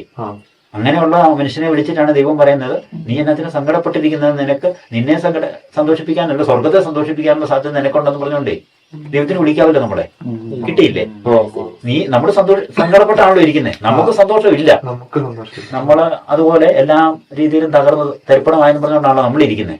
അന്നേരമാണ് നമ്മളോട് ദൈവം പറയുന്നത്, നിന്നെ സന്തോഷിപ്പിക്കാൻ മാത്രമല്ല സ്വർഗത്തെ മൊത്തം സന്തോഷിപ്പിക്കാനുള്ള സാധ്യതയുള്ളവനാണ് നീ എന്ന് പറഞ്ഞുകൊണ്ട് നമ്മളെ വിളിക്കുന്നത്. എന്നാ സാധ്യത, എന്നാ സുവിശേഷത്തിന്റെ എന്നാ പ്രത്യാശ അത് നൽകുന്നതെന്ന് ഓർത്ത് നോക്കി.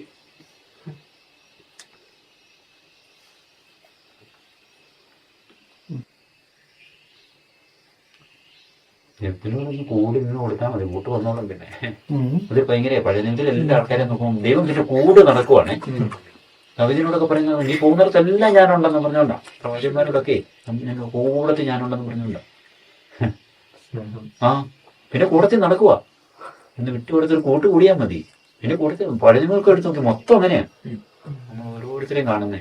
ദാവീദിനെയൊക്കെ പ്രത്യേകിച്ച്, ദാവീദ് ഇതിന്റെ ഇടയ്ക്ക് എല്ലാം ഒത്തിരി വിശ്രദ്ധി എല്ലാം കാണിക്കുന്നുണ്ടെന്ന് പറഞ്ഞാലും പിന്നെ ഒരു കൂട്ടിൽ പോവാണേ.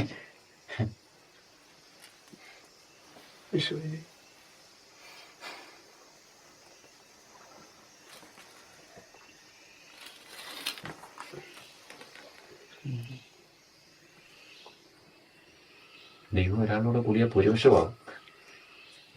അങ്ങനെ ഒരു വലിയ സാധ്യതയിലാണ് നമ്മളെ. പിന്നെ മനസ്സിലായില്ല, ദൈവമായിട്ട് തന്നെ ശരിക്കും ഇവിടെ നമ്മൾ ഈ പൂർണ്ണത എല്ലാം പ്രാപിച്ചു കഴിയുമ്പോ ഇപ്പം ഇവിടെ ഒരു തെറ്റ് ചെയ്ത് കഴിഞ്ഞാൽ ബ്രദർ അത് ക്ഷമിക്കുക എന്നുള്ളത് എനിക്ക് പൂർണ്ണ ഉറപ്പാ. സ്നേഹത്തോടെ അതിനെ സ്വീകരിക്കുക എന്നുള്ളത്. അപ്പം അതേ ഉറപ്പല്ലേ ഒരു മനുഷ്യന് ദൈവത്തെ കുറിച്ചും കിട്ടുന്നത്. എന്നെ കണ്ടു കഴിയുമ്പോ, ഞാൻ ഇതിലോട്ട് വന്നു കഴിയുമ്പോ സത്തയോടെ ആയി കഴിയുമ്പോ അതുപോലെ സ്നേഹിക്കുന്നു. പിന്നെ ദൈവം ഭൂമി കൂടെ നടക്കും അതുപോലെ. തീർച്ചയായിട്ടും അതെ അതെ അതെ. കാരുണ്യവും ക്ഷമയും കൊടുത്തുകൊണ്ട്. ഫ്രാൻസിസൊക്കെ അങ്ങനെയാണെന്നാ പറയുന്നത്. ഫ്രാൻസിസിന്റെ കണ്ണുകളിലേക്ക് ചെന്നായൊക്കെ നോക്കിയപ്പോഴേ കണ്ണുകളിൽ ദൈവത്തിന്റെ കരുണ കണ്ടെന്നാ പറയും. കണ്ണുകളിലെ നമ്മളിലേക്ക് തന്നെ വരുമല്ലേ. അന്നേരം നമ്മളിൽ ആ ദൈവത്തിന്റെ കാരുണ്യം നമ്മൾ ജീവിക്കാൻ, ഞാനല്ല പിന്നെ ഈശോ ജീവിക്കുന്ന പൗലോസ്ലീഹ പറയുന്നില്ലേ, ഈശോ ജീവിക്കും നമ്മളിൽ. അന്നേരം പിന്നെ ഇപ്പൊ നമ്മളെ കാണുന്നവര് ഈശോയാ പിന്നെ കാണുന്നതേ. വിവേക് പറഞ്ഞ പോലെ ഞാൻ ഇന്നാളിങ്ങനെ പോയപ്പോൾ എവിടെ വഴിയിലൊരു JCB അല്ലെ ഹിറ്റാച്ചിയോ അങ്ങനെയാണ്ട് വലിയൊരു റോഡ് പണിയുന്ന വലിയ യന്ത്രങ്ങളുണ്ടല്ലോ. വലിയ യന്ത്രത്തേല് ഒരു കുഞ്ഞു മനുഷ്യൻ എന്നാ പണിയുന്നത് കണ്ടിട്ടില്ലേ? മിക്കവാറും ആ പണിയിപ്പിക്കുന്ന മനുഷ്യരെല്ലാം തന്നെ വളരെ വളരെ കുഞ്ഞു മനുഷ്യരാ. ഏതാനും പേരേ ഉള്ളൂ ഇച്ചിരി തടിയാപ്പികളായിട്ടുള്ളൂ. ഈ അല്ല നോക്കിക്കേ, വലിയ JCB ഒക്കെ ഓടിച്ചോണ്ട് നമ്മളോട് നിൽക്കുക ഡ്രൈവറായി വരുന്നത് നോക്കുമ്പോ ഒരു കുഞ്ഞു ചേർക്കനിരിക്കുന്നു അല്ലേ? അങ്ങനെ എല്ലായിടത്തും നോക്കിയോളൂ. ഞാൻ ഒബ്സർവ് ചെയ്തൊരു മിക്കയിടത്തും അതെ, തീരെ മെലിഞ്ഞുണങ്ങിയ ഒരു ചെറുക്കൻ ഇരുന്ന് ഓടിച്ചോണ്ട് പോകുന്ന. അപ്പൊ ഞാൻ ചിന്തിച്ചാണ്, ഞങ്ങളിങ്ങനെ പെട്ടെന്ന് ഒരു ധ്യാനം പോലെ കിട്ടിയതാ. ഒരു JCB ഒരാളൂടെ കുടുംബത്തിലുവേ എന്നാ കാര്യം ചെയ്യുന്നേ അല്ലേ? പിന്നെ ഈ മനുഷ്യന്റെ പവർ അല്ല, JCBയുടെ പവർ ഈ മനുഷ്യനായി വരൂല്ലേ? ചുമ്മാ അവനിവിടെ ഇരുന്ന് അവിടെ ഇരുന്ന് ഇങ്ങനെ എനക്കുന്നുള്ളൂ. ഇവിടെ ഒരൊറ്റ തല്ലുപിടിക്കോ. അങ്ങനെ പിന്നെ ദൈവത്തോട് ഇത് ഒരു കുഞ്ഞ് യന്ത്രത്തിന്റെ ഇതാണെങ്കിലേ ദൈവം നമ്മളോട് ചേർന്ന പിന്നെ എന്നതാ അതിന് സാധ്യത.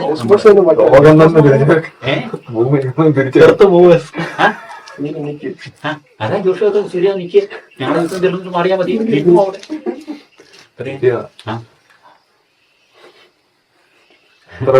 എത്ര ദിവസം എടുത്ത് ചെയ്യുന്ന കാര്യല്ലേ ഒരാള് ഒരു. അതെ അതെ, പണ്ട് നേരെ ആഞ്ഞടിച്ചാൽ കല്ലൊക്കെ പൊട്ടുവോ? ഇതൊരു കുഞ്ഞു അതാ നമുക്കൊരേ ദൈവത്തോട് ചേർന്ന് ഒരു മനുഷ്യനോട് ചേർന്ന മനുഷ്യൻ എത്രയും പവർ ആകുക. അങ്ങനെയാണെങ്കിൽ ദൈവം നമ്മളോട് ചേർന്നാൽ എന്നതായിരിക്കും? പിന്നെ മാലാഖമാരൊക്കെ വന്ന് അധ്വാനിച്ചോളും.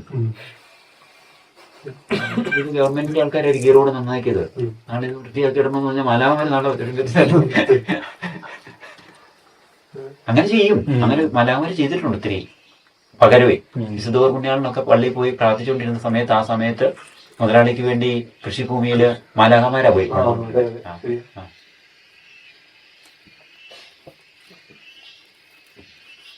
ഇസ്രായേലിന് യുദ്ധം പലയിടത്തും യുദ്ധം ചെയ്യാനായിട്ട് ഇറങ്ങി ഒരു മാലാഖ ഇറങ്ങിയാണ് 1,85,000 പേരെ കൊണ്ടിരിക്കുന്നത്. രണ്ടിടത്ത് അത് പറയുന്നുണ്ട്. ഒരു കുഞ്ഞു മാലാഖ മടുത്തിട്ട് നിർത്തിയതല്ല, അത്രയും മതിയായിട്ട് നിർത്തിയത്. അത്രയും സാധ്യതയാ വചനം നമുക്ക് ഇട്ടിരിക്കുന്നതേ അല്ലേ? വായിച്ചിട്ടില്ലേ? 1,85,000 പേരെ രണ്ടിടത്ത് പറയുന്നുണ്ട്. ആ രണ്ട് സ്ഥലങ്ങളിലുമാ അങ്ങനെ ചെയ്തത്. മടുത്തിട്ട് വരട്ടെ, അത്രയും മതി. അത് ഒരു വലിയ നമ്മുടെ ഒരു സാധ്യത സൂചിപ്പിക്കാനുള്ള ഒരു നമ്പർ പറയുന്ന. അതെ,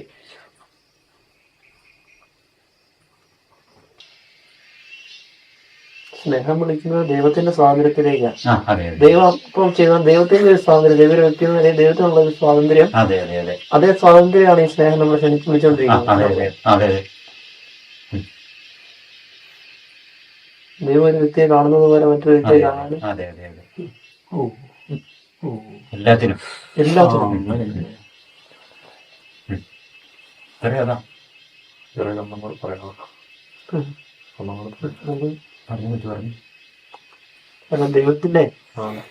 ദൈവത്തിന്റെ വലിയ സ്വാതന്ത്ര്യത്തിലേക്കാണല്ലോ ദൈവം ഇപ്പൊ ദൈവം ചെയ്തുകൊണ്ടിരിക്കുന്ന ഒരു സ്വാതന്ത്ര്യം. ദൈവത്തിനുള്ള വ്യക്തി എന്ന നിലയിൽ ദൈവത്തിനൊരു സ്വാതന്ത്ര്യം ഉണ്ടല്ലോ.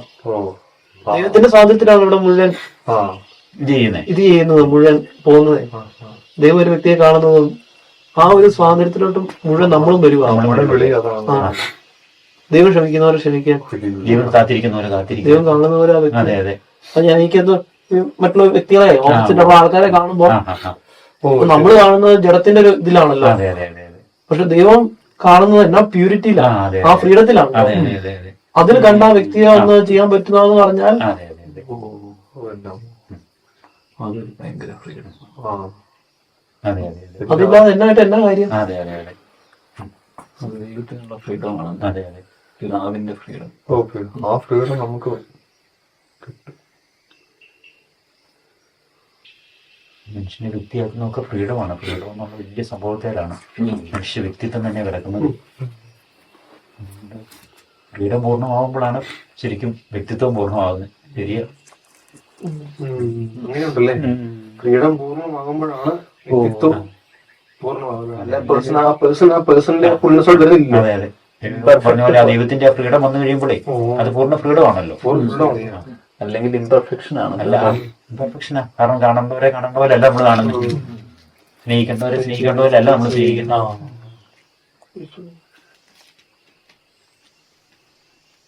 ഹിപ്പോക്രസി ആവുമല്ലോ പിന്നെ പിന്നെ അല്ലെങ്കിൽ പിന്നെ അഭിനയങ്ങളാണല്ലോ. അപ്പൊ ഫ്രാൻസിസ് ഒക്കെ മനസ്സാന്തരപ്പെട്ടതിന് ശേഷം ഇപ്പം പറഞ്ഞ പോലെ മാറുക. പിന്നെ കുസ്റ്റോഡിയൊക്കെ കാണുമ്പോഴത്തേക്കും സഹോദരനെ വിളിച്ച് അങ്ങ് കെട്ടിപ്പിടിക്കുകയല്ലേ.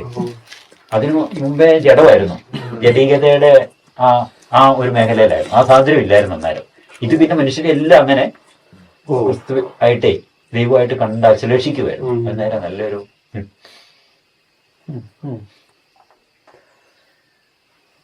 പിന്നെ സ്നേഹിക്കുക എന്നുള്ളൊരു പ്രിയടവേ ഉള്ളൂ. പിന്നെ വെറുക്കാനായിട്ട് ആരും ഇല്ല. അങ്ങനെ എല്ലാരെയും കരുതുക, എല്ലാത്തിനെയും പ്രപഞ്ചത്തെ കരുതുക.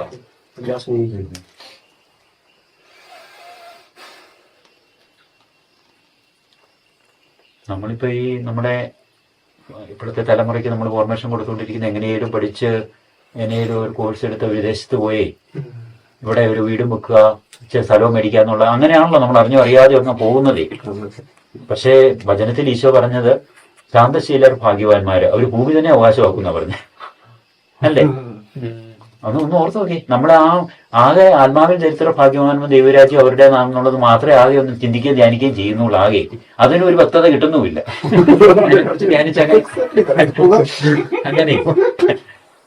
പക്ഷെ ഇതും ആ അഷ്ടഭാഗ്യങ്ങളുടെ ഓർമ്മയല്ലേ അല്ലേ.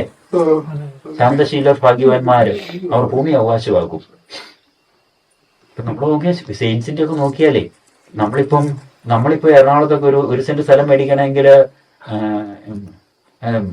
ബോബീച്ചിനൊക്കെ എന്നെ തമാശ രീതിയിൽ പറയും, ഭൂതം നോക്കിയാൽ പോലും നടക്കത്തില്ലെന്നോ. അങ്ങനെ അതുകൊണ്ട് ഇങ്ങനെ കടലിൽ നിന്ന് കൊണ്ട് കൊടുത്ത് ഇത് കൊടുത്ത് അങ്ങനെ അതുകൊണ്ട് ഒരു വേഷത്തിലാണ് പറയുന്നത്. പക്ഷെ എവിടെയാണെങ്കിലും കൊച്ചു ഒരു കുഞ്ഞു കൊച്ചല്ലേ, 24 വയസ്സ് 9 മാസം ജീവിച്ച് 25 വയസ്സ് കഷ്ടി ജീവിക്കാത്ത ഒരു കൊച്ച്, അതിന്റെ പേരിൽ അവിടെ ചെന്നാല് വലിയ ഇതല്ലേ. സെന്റ് തെരേസാസ് എറണാകുളത്ത് വലിയ ഒരു കോളേജ്, അവിടുത്തെ ലിസ്യു ആശുപത്രി ആരുടെയാ? കൊച്ചിയാസുകാരുടെ. അത് രൂപതയുടെ ഒന്നുമല്ല, വിൽക്കുന്നത് രൂപതയുടെ ഒന്നും അല്ലല്ലോ. പറയുന്നത് എറണാകുളം രൂപതയുടെ അങ്ങനെ ആലോചിച്ച് പറയുമ്പോഴല്ലേ പറയത്തുള്ളൂ. എല്ലാരും പറയുന്നത് എവിടെ പോയി, ഫ്ലവറിൽ പോയി, കണ്ണാശുപത്രി, അവിടെ എല്ലാം കൊച്ചിയാസുകാരുടെ അല്ലേ. ഈയിടെ ഞാൻ ഏതൊരു കണക്ക് കേട്ട 1800 ചില്ലുവാനോങ്ങാണ്ട് പള്ളികൾ തന്നെയുണ്ട് കൊച്ചിയാസുകാരുടെ പേരിൽ തന്നെ. പള്ളികള്, അതുപോലെ സ്ഥാപനങ്ങൾ എന്തായാലും കേരളത്തിൽ തന്നെ എന്ത് സ്ഥാപനം ഒന്ന് ഓർത്ത് നോക്കി. അതെ, മൊത്തം ലോകം മൊത്തം എടുത്ത് നോക്കിയാൽ എത്രയോ കോൺഗ്രിഗേഷനുകൾ സ്ഥാപിക്കപ്പെട്ടു. ഈ കൊച്ചി ഇത്രേ ജീവിച്ചുള്ളൂ. ഒരു യൂത്തെ പ്രായത്തിൽ ജീവിച്ച 9 മാസം 9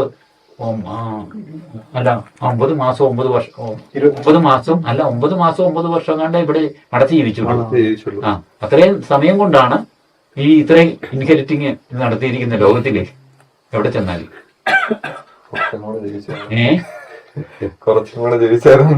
അതെ അതെ. ജെസിക്ക് ആഗ്രഹം ഉണ്ടായിരുന്നു പറഞ്ഞു, ലോകം അവസാനം വരെ ഈശോയെ പ്രസംഗിച്ചുകൊണ്ടേ ഈ ഇവിടെ ഭൂമിയിലായിരിക്കണമെന്നും പ്രപഞ്ചം ലോകം മുഴുവൻ പോകണമെന്നേ. അപ്പൊ ആരാണ്ട് ഈ കുറച്ചാണ് മുമ്പ് ഇങ്ങനെ ഇവിടെ എങ്ങാണ്ട് പോയപ്പോ സ്പേസിലോട്ട് പോയപ്പോ സ്പേസിൽ ഇത് വെച്ചിട്ടുണ്ട്, കൊച്ചിയുടെ തിരിച്ചെടുപ്പ് വെച്ചിട്ടുണ്ട്, ഇറങ്ങിക്കൊണ്ടിരിക്കുകയല്ലേ. ഏതോ ഒരു എന്നെ സ്പേസ് സ്റ്റഡിലേ ഒരു ശാസ്ത്രജ്ഞൻ കൊണ്ടുപോയാലും. അപ്പൊ അങ്ങനെ ഇറങ്ങുന്നുണ്ട്. അങ്ങനെ ആഗ്രഹങ്ങളെല്ലാം ദൈവമേ.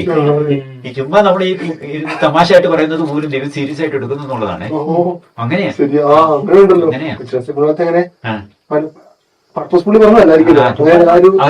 പറഞ്ഞായിരിക്കും ഒന്ന് കറങ്ങിയാ കൊള്ളാന്നേ. അങ്ങനെ പറഞ്ഞതാ. അതുപോലും ദൈവം ഗൗരവത്തിൽ എടുക്കുക എന്നുള്ളതാണ്. എന്ന ഒരു സ്പേസിൽ കൂടെ വേണം നമുക്ക് പറഞ്ഞ ഒരു ഷട്ടിൽ ഉണ്ടാക്കി വിട്ടേക്കാം.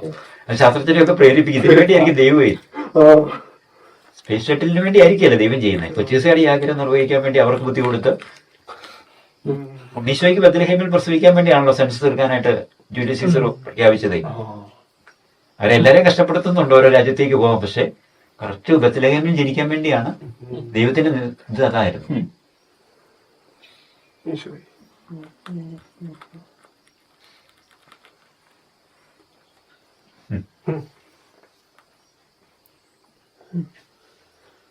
അത് ഓടുകൂടിയായിട്ട് എന്നേലൊക്കെ ആഗ്രഹിച്ചു കഴിഞ്ഞാൽ ഉണ്ടല്ലോ, മത്സരത്തിലെ ചെറുക്കൻ അത്ര നിസ്സാരനല്ല. അതൊക്കെ ദൈവത്തിന് നിസ്സാരമില്ല. നമുക്ക് ദൈവം നമ്മുടെ ഒരു കൂട്ടുകൂടാൻ വരുന്നു, അല്ലെങ്കിൽ നമ്മുടെ ഒരു കുഞ്ഞു കാര്യത്തിന് വരുന്നു എന്ന് പറയുന്നതാണ് ദൈവത്തെ സംബന്ധിച്ച് വലിയ അതിശയം.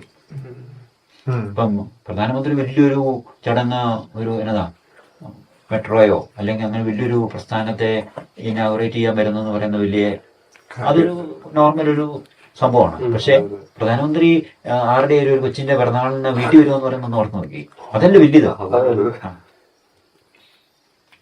ജോൺ മാർപ്പാപ്പ ഇത്ര വലിയ ചടങ്ങുകളിൽ സംഭവിച്ചിരിക്കുന്നു, അതൊക്കെ വലിയ ആ മാർപ്പാപ്പ എന്നുള്ള നില വലിയതാ. അവിടുത്തെ തൂപ്പുകാരി ചോദിച്ചു, പിതാവേ എന്റെ കൊച്ചിന്റെ കല്യാണം ഒന്ന് നടത്തി തരാമോ? അന്നേരം മാർപ്പാപ്പ പറഞ്ഞു സെക്രട്ടറി വെച്ച് ഡേറ്റ് തീരുമാനിച്ചോളാൻ പറഞ്ഞു. അങ്ങനെ നടത്തി കൊടുക്കുന്നൊന്ന് ഓർത്ത് നോക്കി, അത് വലിയ ഓർമ്മല്ലേ. മറ്റേ നമ്മൾ നോക്കുമ്പം വലിയ സംഭവങ്ങളെക്കാൾ വലിയത് ഇതല്ലേ നമ്മൾ നോക്കുമ്പോഴേ. പിന്നെ പറയുമ്പോഴും പറയുന്നത് ഇതാ ഓർത്തിരിക്കുന്നത് ഫ്രാൻസിസ് മാർപ്പാപ്പ അങ്ങനെ ചെയ്യുന്ന ഇങ്ങനത്തെ ചില കാര്യങ്ങളല്ലേ കുഞ്ഞു കാര്യങ്ങളാ. പത്രത്തിലൊക്കെ കണ്ണാടി മേടിക്കാൻ പോയ കാര്യം, എത്ര പേര് കണ്ണാടി മേടിക്കാൻ പോയി, വിമാനം മേടിക്കാൻ പോയിട്ട് കാര്യം. മാർപ്പാപ്പ എന്ന് പറഞ്ഞാൽ അത്രയും ഹൈറ്റ് ലോകം മുഴുവൻ കാണുന്നതാണല്ലോ. മാർപ്പാപ്പ അന്നേരം സാറിന് ഒരു വിചാരിച്ച പോലും സാറിന് എന്തെങ്കിലും മേടിക്കണമെങ്കിൽ ആരെങ്കിലും പറഞ്ഞു വിടുവല്ലേ ഉള്ളൂ. മാർപ്പാപ്പ നേരെ പോയി ഒരു കണ്ണാടി മേടിക്കാൻ ചെന്ന് അത് പിന്നെ ലോകത്ത് വലിയ വാർത്തയായത്. അങ്ങനെ മാർപ്പാപ്പ പോകത്തില്ലല്ലോ.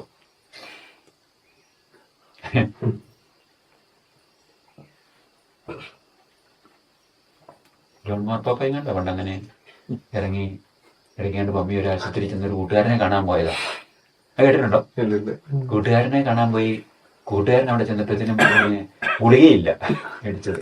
അതിനിപ്പോ എന്നെ ഞാൻ മേടിക്കാന്ന് പറഞ്ഞുകൊണ്ട് ഗുളികയുടെ ഇതുമൊക്കെ ആയിട്ട് മെഡിക്കൽ സ്റ്റോറിലോട്ട് പോയി. അവിടെ ആൾക്കാരെ പത്തിക്കാനെ നോക്കിക്കഴിഞ്ഞപ്പോൾ മാർപ്പാപ്പയെ കാണാനില്ല. അവരോർത്ത് വലിയ അന്ന് കിഡ്നാപ്പിംഗ് ഒക്കെ നടക്കുന്നതാണ്. വലിയ കിഡ്നാപ്പിംഗ് നടന്നോ, ഈ ഇറ്റലിയുടെ സൈന്യം മുഴുവൻ അവിടെ മുഴുവൻ പറഞ്ഞു ആകാശത്ത് ഹെലികോപ്റ്റർ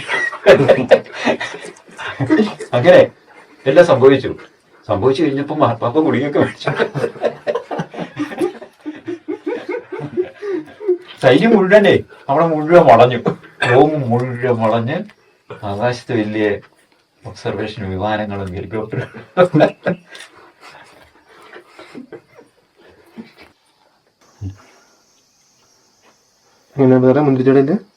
മുന്തിരിച്ചെടിയിലെ ദൈവം നമ്മളെ ശാഖയാക്കി, അത് മനുഷ്യവർഗത്തെ മൊത്തമാകാം.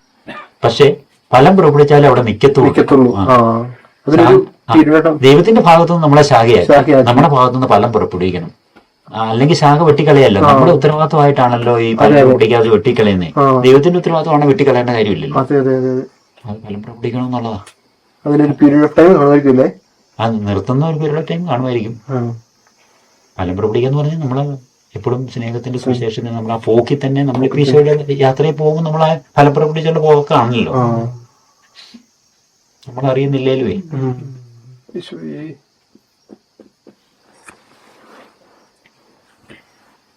നമ്മളങ്ങ് കുത്തി ഒഴുകുക. താവേ ഞങ്ങൾ അങ്ങിലേക്ക് വരുന്നു, കലങ്ങിയിട്ടുണ്ട്, വഴിയുന്നും അവിടുന്ന് ഇവിടുന്നും എല്ലാം മണ്ണ് കലർന്ന് കയറിയിട്ടുണ്ട്, കൂടത്തിൽ മരം ഒഴുകുന്നുണ്ട്, വൃത്തികേടുകൾ ഒഴുകുന്നുണ്ട്, എന്നാലും ഞങ്ങളങ്ങ് ഒഴുകുക, അങ്ങിലേക്ക് തുള്ളിച്ചാടി ഒഴുകുകയാണ്. ഇപ്പൊ കലങ്ങി തെളിഞ്ഞോ എന്ന് പറയുന്നത് അറിയുന്നില്ല.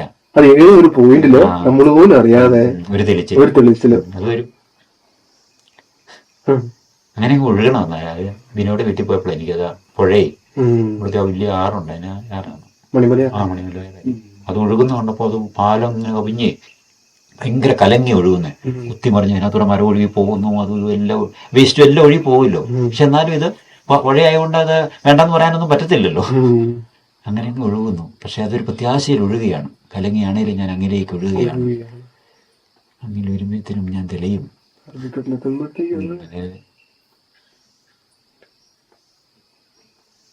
ഇതൊരു പ്രത്യാശയാണ്. അവൻ എന്നെ ഉപേക്ഷിക്കുകയല്ല, അവൻ എന്നെ വളർത്തും, വലുതാക്കും. എന്നെ വാത്സല്യം എന്നെ വലിയവനാക്കി എന്ന് പറഞ്ഞൊരു സങ്കീർത്തനമുണ്ട്. ഞാൻ പണ്ട് പ്രാർത്ഥിക്കുമ്പോഴൊക്കെ പറയുമായിരുന്നു.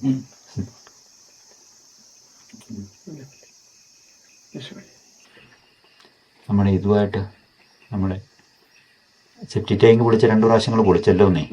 അപ്പൊ അതിനുമായിട്ട് ഞാൻ നമുക്ക് ഭയങ്കര ഒരു ധ്യാനമുള്ളതെന്ന് പറഞ്ഞാല് അതിനകത്ത് പോയത് പറഞ്ഞാൽ ഒരു കൊന്തയും കുരിശുരൂപമൊക്കെ ആണല്ലോ. ഈ പറയുന്ന വിവരം നമുക്ക് അങ്ങനെ ഒരർത്ഥത്തിൽ വേണ്ടല്ലോ. പക്ഷെ നമ്മൾ ഇത്രയും പരിമിതിയുള്ള മനുഷ്യന് അന്ന് എനിക്ക് നല്ല ക്ഷീണവും മരിക്കുന്നൊരു പേടിയുണ്ടായിരുന്നു. കാരണം സെപ്റ്റി ടാങ്ക് ഒക്കെ പിടിക്കുമ്പോൾ ഇതിനകത്തുനിന്ന് മോശപ്പെട്ട വായു ഒക്കെ വന്നേ ഞാൻ ഭയങ്കര ക്ഷീണമായിരുന്നു അന്നേ. പനി പോലെയായിരുന്നു. മരിക്കുന്നൊരു സാധ്യത പോലെ എനിക്കുണ്ടെന്ന്. അങ്ങനെ ഉള്ളപ്പോഴാണ് ഞാനത് പൊളിച്ച് എന്നാ വന്നാലും വേണ്ടിയല്ല. കാരണം കുരിശിരവും പൊന്തയെ കിടക്കുമ്പോൾ പിന്നെ അതിനകത്ത് നമ്മളെ പിന്നെ എങ്ങനെ ഹൗസേ പോവും. ഇവിടെ സെപ്റ്റി ടാങ്ക് മോതിരമുണ്ട്, കൊന്തയാണല്ലോ. കുരിശിരവും എനിക്ക് ഏറ്റവും പ്രധാനപ്പെട്ട. കുരിശിരവും ഇല്ലാതെ കൊന്ത കിടന്നാൽ അതിന് വേറൊരെണ്ണമാണല്ലോ. പക്ഷെ കുരിശിരവും അവിടെ കിടക്കുന്നു, ക്രൂശിതൻ. അന്നേരം എങ്ങനെ നമ്മളിവിടെ ഇപ്പുറത്ത് പോകും? അതിനകത്ത് കിടക്കുമ്പോൾ ഞാൻ പൊളിച്ചു. എനിക്ക് ഭയങ്കര പേടിയുണ്ട്, മരണം, മരിക്കുവോ. കാരണം ഈ പനി അന്ന് പോലെ ഉണ്ടോന്ന്. രണ്ട്, ഞാൻ ഇങ്ങനെ പറഞ്ഞു കേട്ടിട്ടുണ്ട്, ഇതിനകത്ത് നിന്ന് ഇങ്ങനെ കിണറ്റിലൊക്കെ ഇറങ്ങുമ്പോൾ ഇതിനകത്ത് ഈ ഇവര് ശാസ്ത്രീയമായിട്ട് പൊളിച്ച് ഇത് കോരിക്കളയുന്നവരെ ഏതാണ്ട് ഒത്തിരി ഒക്കെ ഇട്ട് കത്തിച്ചേച്ചൊക്കെ കോരിക്കളയുന്നത്. അതിന് ഈ വിഷവാതകങ്ങളെ, ഇതിനകത്ത് ഉണ്ടാകും വിഷവാതകങ്ങളെ ഏതാണ്ടൊക്കെ ഒഴിച്ച് കത്തിച്ച് ശേഷമാണ് ഈ വേസ്റ്റ് കോരി കളയുന്നത്. അപ്പൊ നമുക്കതൊന്നും ഇല്ലല്ലോ. ഞാനങ്ങനെ പ്രാർത്ഥിച്ച് ഇറങ്ങി കഴിഞ്ഞപ്പോൾ മുഴുവൻ ഇതിനകത്ത് പുറത്തുനിന്ന് പൊളിച്ച് അതിനകത്ത് ഇറങ്ങി മുഴുവൻ നമ്മൾ കക്കൂസ് എന്ന് പറഞ്ഞാൽ എനിക്ക് ഇതുപോലെ അർപ്പണം നമുക്ക് ഏറ്റവും ഇതല്ലേ. അന്നേരം അതിനകത്ത് ആദ്യം വെള്ളം വലിച്ചു കളയണം. ഒത്തിരി വെള്ളം കിടക്കുമല്ലേ, അത് ഓസിട്ട് വലിച്ചു അങ്ങനെ പറയാം. അത് കഴിഞ്ഞിട്ട് ഒരു രക്ഷയില്ല, ഓസി കൂടെ അത് കയറി വരികയില്ല. പിന്നെ അതിനകത്ത് ഇറങ്ങി നിന്ന് ബക്കറ്റ് കൂരി ഒഴിച്ച് കളഞ്ഞു. എല്ലാം ഇതിനകത്ത് നിന്നല്ലേ. പിന്നെ അത് സെറ്റ് ഇങ്ങനെ സൈഡ് സെറ്റായിട്ടായിരിക്കുന്നത്. അതിനകത്ത് അടി വരെ നമുക്ക് ഇറങ്ങത്തില്ലോ, താഴ്ചയുണ്ടല്ലോ. അപ്പൊ അത് അതിനകത്ത് പ്ലാസ്റ്റിക് ആക്കി വിഷ്ണിന്റെ മുകളിലാന്ന് ഓർക്കണം.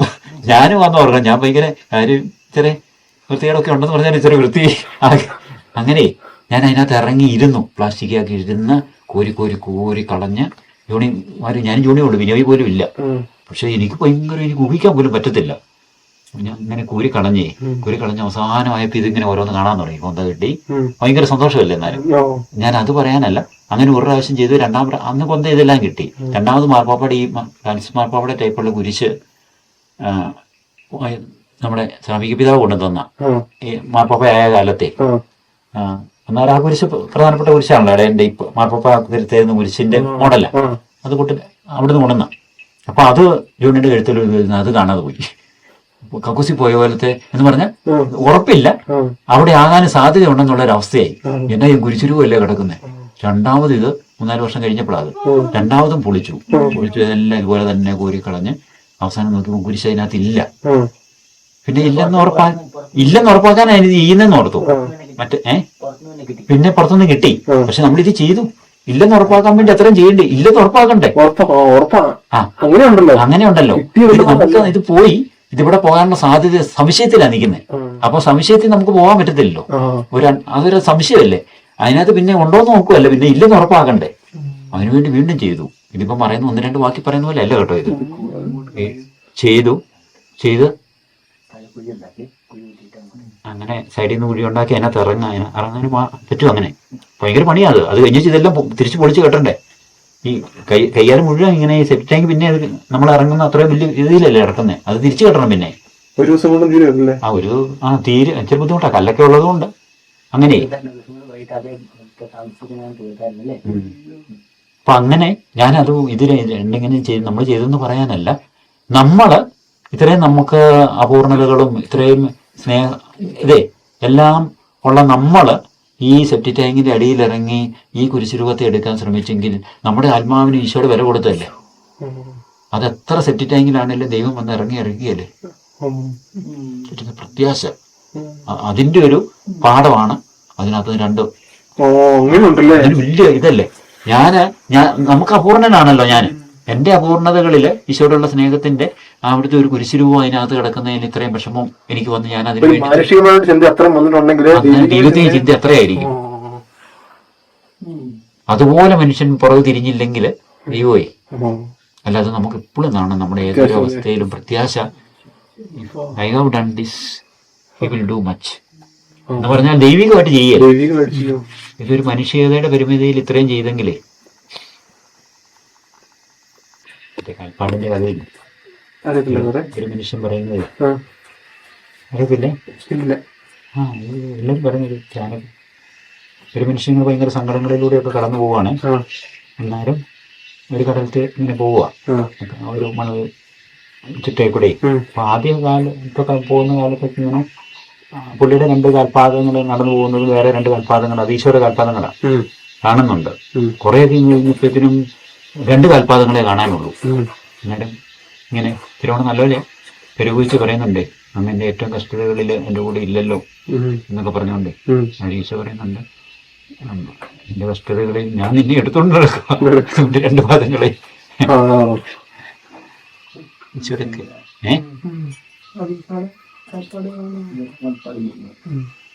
എന്റെ കാൽപ്പാടുകളില്ല, നമ്മുടെ രണ്ട് കാൽപ്പാടുകളുള്ളത് ഈശോ നമ്മൾ എടുത്തിരിക്കുക. അതുകൊണ്ട് മറ്റേ രണ്ട് കാൽപ്പാടുകൾ കാണാത്തത് അങ്ങനെയുണ്ട്. നമ്മൾ മിസ്റ്റേക്ക് ചെയ്യുന്ന ദൈവം ഇല്ലെന്നാണ് അങ്ങനെ സങ്കടപ്പെടുന്ന അങ്ങനെ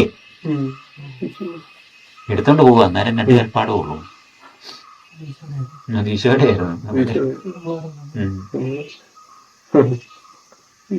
നമ്മൾ ഈശോയുടെ കയ്യിൽ മാറി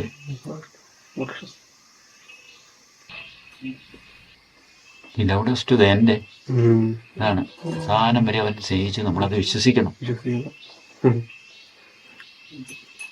അവന്റെ ഭാഗത്ത് നിന്ന് അത്രയും ചെയ്ത് വെച്ചിരിക്കുകയാണ്. നമ്മൾ തിരിഞ്ഞു പോകുമ്പോൾ മാത്രമുള്ള പ്രശ്നമുള്ളേ. അവന്റെ അത്രയും വലിയ സ്നേഹത്തെ ഈശോയുടെ കാര്യങ്ങൾ ഒത്തിരി പറഞ്ഞു അല്ലേ നമ്മള്.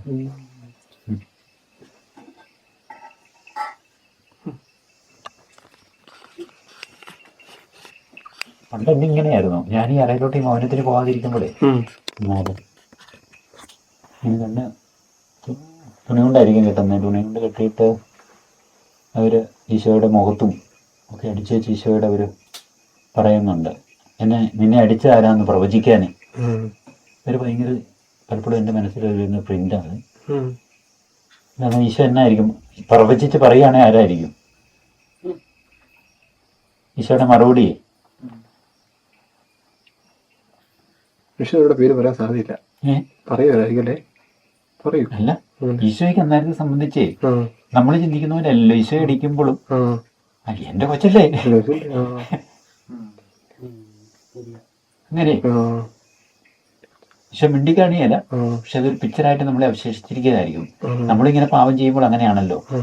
ഈശോയുടെ കണ്ണ് കെട്ടിയിട്ട് നമ്മൾ പറയുക, അടിയിടിയൊക്കെ കൊടുത്തിട്ട് ഉപ്പൊക്കെ കൊടുത്തിട്ട് പറയുക, ആരാ നിന്നെ ഇങ്ങനെ ചെയ്തെന്ന് പറ. ഈശോ അങ്ങനെയല്ലേ പറയത്തുള്ളൂ. ഇതെന്റെ കൊച്ചല്ലേ, അല്ല ഇതെന്റെ കൊച്ചല്ലേന്നേ. ഇതൊരു ഭയങ്കര, ഞാൻ അത് വായിക്കുമ്പോൾ അത് ഭയങ്കര എന്നെ ഫീൽ ചെയ്യിപ്പിക്കുന്നൊരു ഭാവം. അത് ഈ കണ്ണ് കെട്ടിയിരിക്കുന്നത് 10,000 സൂര്യ വെളിച്ചമുള്ള കണ്ണുള്ളവൻ്റെയാന്ന് ഓർക്കണേ. ഇവരെ ഒരു മനുഷ്യര് കെട്ടിയിരിക്കുന്ന കണ്ണ് ദൈവത്തിന്റെ കണ്ണിനെ കുറിച്ച് പറഞ്ഞിരിക്കുന്നത് അങ്ങനെയാണ്. എൻ്റെ കണ്ണുകൾക്ക് 10,000 സൂര്യ വെളിച്ചമുണ്ടെന്നാണ്. അത്രയും വലിയ കണ്ണാ കെട്ടിയിരിക്കുന്നതെന്ന് പറയാം. പാവം ചെയ്യുമ്പോഴെല്ലാം ദൈവത്തിന്റെ ഒരു കണ്ണുകെട്ടൽ നമ്മൾ നടത്തുന്നുണ്ട്, ഇല്ലേ? ഉണ്ട്.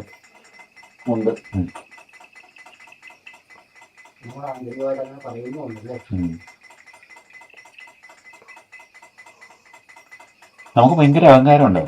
ഞാനിത് ചെയ്യും, നീ ആരാ എന്നുള്ളവരെ ഒരു ഉള്ളിലെ ഒരു നമ്മൾ പറയുന്ന പാവം ചെയ്യുമ്പോൾ ഉണ്ടാകുന്നത് വെറുതെ ഒരു പാവം ചെയ്യുക മാത്രമല്ല, പലതിനകത്ത് ഭയങ്കര ഒരു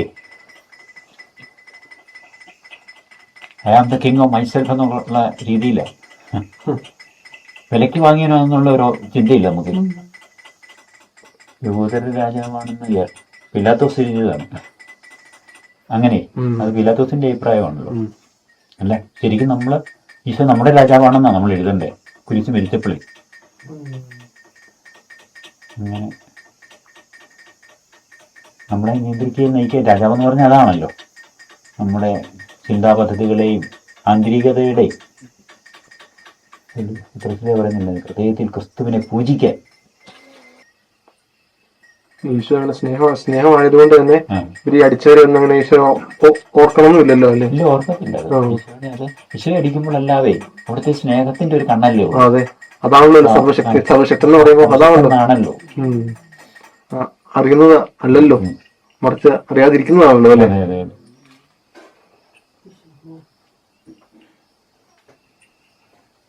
വിശ്വസിച്ചതെല്ലാം അവിടുത്തെ പിടിപ്പിക്കട്ടവർക്ക് വേണ്ടി കൂടിയാണല്ലോ, അവർക്ക് വേണ്ടി കൂടിയാണ്. അവിടുത്തെ പരിസ്ഥിതിയുടെ രക്ഷയ്ക്ക് വേണ്ടിയാണ്, അവിടുന്ന് അവരെ മഹത്വപ്പെടുത്താൻ വേണ്ടിയാണ്. അവരെ അവിടുത്തെ കൊന്നവരെ അമർത്തിരാക്കാൻ വേണ്ടിയാണ് അവിടുന്ന് ഇരിക്കുന്നത്. അതാ ദൈവീകത. അതുകൊണ്ട് എല്ലാം തലമുടി എണ്ണി നമ്പർ ഇട്ട് വെക്കണം എന്നെല്ലാം പണിയാ.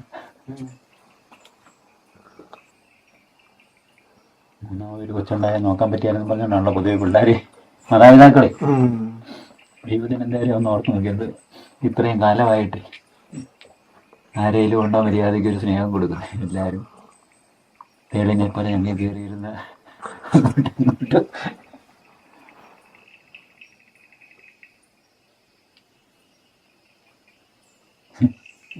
ഈ ദൈവത്തെ അങ്ങനെ ധ്യാനിക്കണം. ദൈവത്തിൻ്റെ ബൈബിളിലൊക്കെ വായിക്കുമ്പോൾ നമ്മൾ ഓർക്കും അങ്ങനെ ദൈവം അവരെ കൊല്ലുവരെ. പക്ഷെ ദൈവത്തെ ഒന്നും ഇപ്പം പരിപാലിക്കുന്ന ദൈവത്തെ ഒന്ന് ഓർത്ത് നോക്കിക്കേ.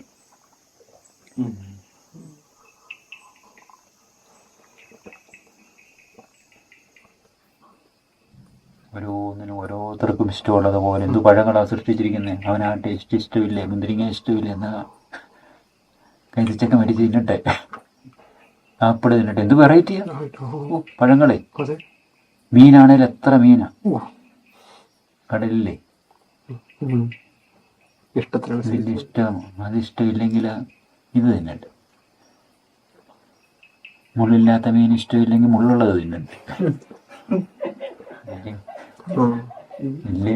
അല്ല, ദൈവം ഇതെല്ലാം കണക്കാണ്. നമ്മൾ ഉദ്ദേശിക്കുന്നില്ല, ഇതെല്ലാം ദൈവത്തിന്റെ പദ്ധതിയിൽ ഇതാ. അയ്യോ, ഇത് നമ്മളെല്ലാം കരുതി ചെയ്തതല്ലേ.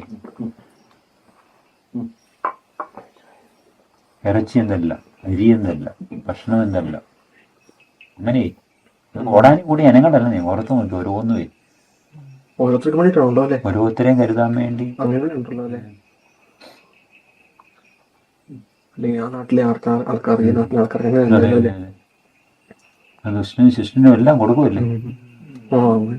ദുഷ്ടന്മാർക്ക് കൂടുതൽ കൊടുക്കുന്നത്. അവർക്ക് എപ്പോഴും നല്ല ബീഫും ഇറച്ചിയും അല്ല, അങ്ങനെ അവർക്കെല്ലാം നല്ല ഭക്ഷണമല്ല കൊടുത്തോണ്ടിരിക്കുന്ന ദൈവം. ഇതെല്ലാം എന്തെല്ലാം ഇത് ചെയ്തോന്ന് പറയുന്നതായാലും എന്നാ ചീത്തയൊക്കെ വിളിച്ചു ലോഡിങ്ങാരൊക്കെ വന്നെന്ന് പറഞ്ഞാലും അങ്ങോട്ടേ അവർ കയറി നമ്മൾ സാമ്പാർ കൂട്ടി കഴിക്കുമ്പോൾ അവർ നല്ല ഡീസൻ്റായിട്ടിരുന്ന ബീഫും പൊറോട്ടയൊക്കെ അവർ കഴിച്ചിട്ട് പോകും.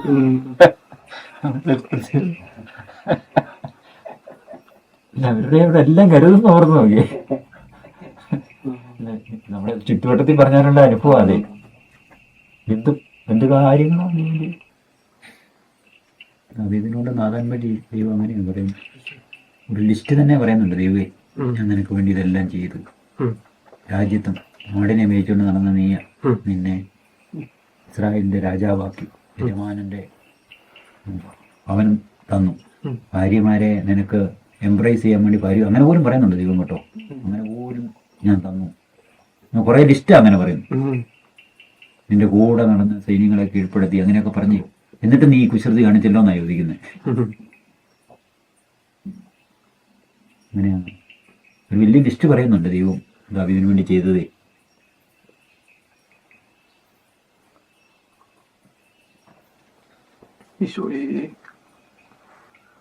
വിവേകാനന്ദനൊക്കെ എന്തായാലും ഫീൽ ചെയ്തു. അല്ല, വിവേകാനന്ദനൊക്കെ ഇങ്ങനെ പറയണമെങ്കിലേ, ഞാൻ അവന്റെ കാലത്താ ജീവിച്ചിരുന്നെങ്കിൽ എന്റെ കണ്ണീര് കൊണ്ടല്ല, എന്റെ ഹൃദയരക്തം കൊണ്ട് ഞാൻ അവന്റെ പാദം കഴിയണെന്ന് പറയണമെങ്കിലേ നമ്മൾ വായിച്ചു പോകും, നിസ്സാരമായിട്ട് തോന്നുമേ. ഇവര് ചുമ്മാ പറഞ്ഞല്ലോ അത്. കണ്ണീര് കൊണ്ട് കഴിയത് മോശമാണെന്നല്ല, പക്ഷെ വിവേകാനന്ദൻ അങ്ങനെ പറയണമെങ്കിലേ അതൊരു ഹിന്ദു അന്തരീക്ഷത്തിൽ നിന്ന് ഇത്ര ശക്തമായ ഒരു വാക്ക് പറയണമെങ്കിൽ എന്നതായിരിക്കും അല്ലേ. ഈശോയെ കുറിച്ചുണ്ടായ ബോധ്യമേ. ചുമ്മാ ഒരു സാഹിത്യ ഭംഗിയുള്ള ഒരു വാക്ക് പറഞ്ഞല്ലോ, പുള്ളിയുടെ സത്ത പറഞ്ഞതാണ്, ആഗ്രഹത്തിന്റെ. അത്രയും പറയണമെങ്കിൽ ഒരു വലിയൊരു ക്രിസ്തു അനുഭവത്തിൽ തന്നെ പുള്ളി വന്നിട്ടുണ്ട്. അവനെ സ്നേഹിക്കാൻ പോകുന്നില്ല, കയറിയല്ലേ ബാക്കിയെല്ലാം പോകും. എല്ലാവരും സ്നേഹിക്കാൻ വേണ്ടി നമ്മളൊരേ ഈശോയുടെ അടുത്തേക്ക് ഒരു പോക്ക് പോകുന്നില്ല. അങ്ങനെ നമ്മൾ ബാക്കി പുള്ളിയൊക്കെയോ എന്തൊക്കെയോ ബാക്കിയുള്ളവരൊക്കെ പോയതുപോലെ അവൻ പറഞ്ഞതിനകത്ത് ജ്ഞാനങ്ങൾ അങ്ങനെയുണ്ട്, പറഞ്ഞതിനകത്ത് പിടികിട്ടാത്ത കാര്യങ്ങൾ എന്നത് അങ്ങനെയൊക്കെയല്ലേ ബൈബിളിൽ നമ്മൾ ശ്രദ്ധിച്ചു പോകുന്നത്. പക്ഷെ സമീപിച്ച ഗ്രൂപ്പുകൾ അങ്ങനെയായിരുന്നല്ലോ. ചിലർ പറയുന്നതിനകത്ത് എന്തെങ്കിലുമൊക്കെ തെറ്റ് വരുന്നുണ്ടോ, ചിലർ പറയുന്നതിനകത്ത് ശരി എന്നതാ, അങ്ങനെയൊക്കെ അത്ഭുതങ്ങൾ കാണാൻ. ഈശോയ്ക്ക് വേണ്ട സ്നേഹമായിരുന്നു.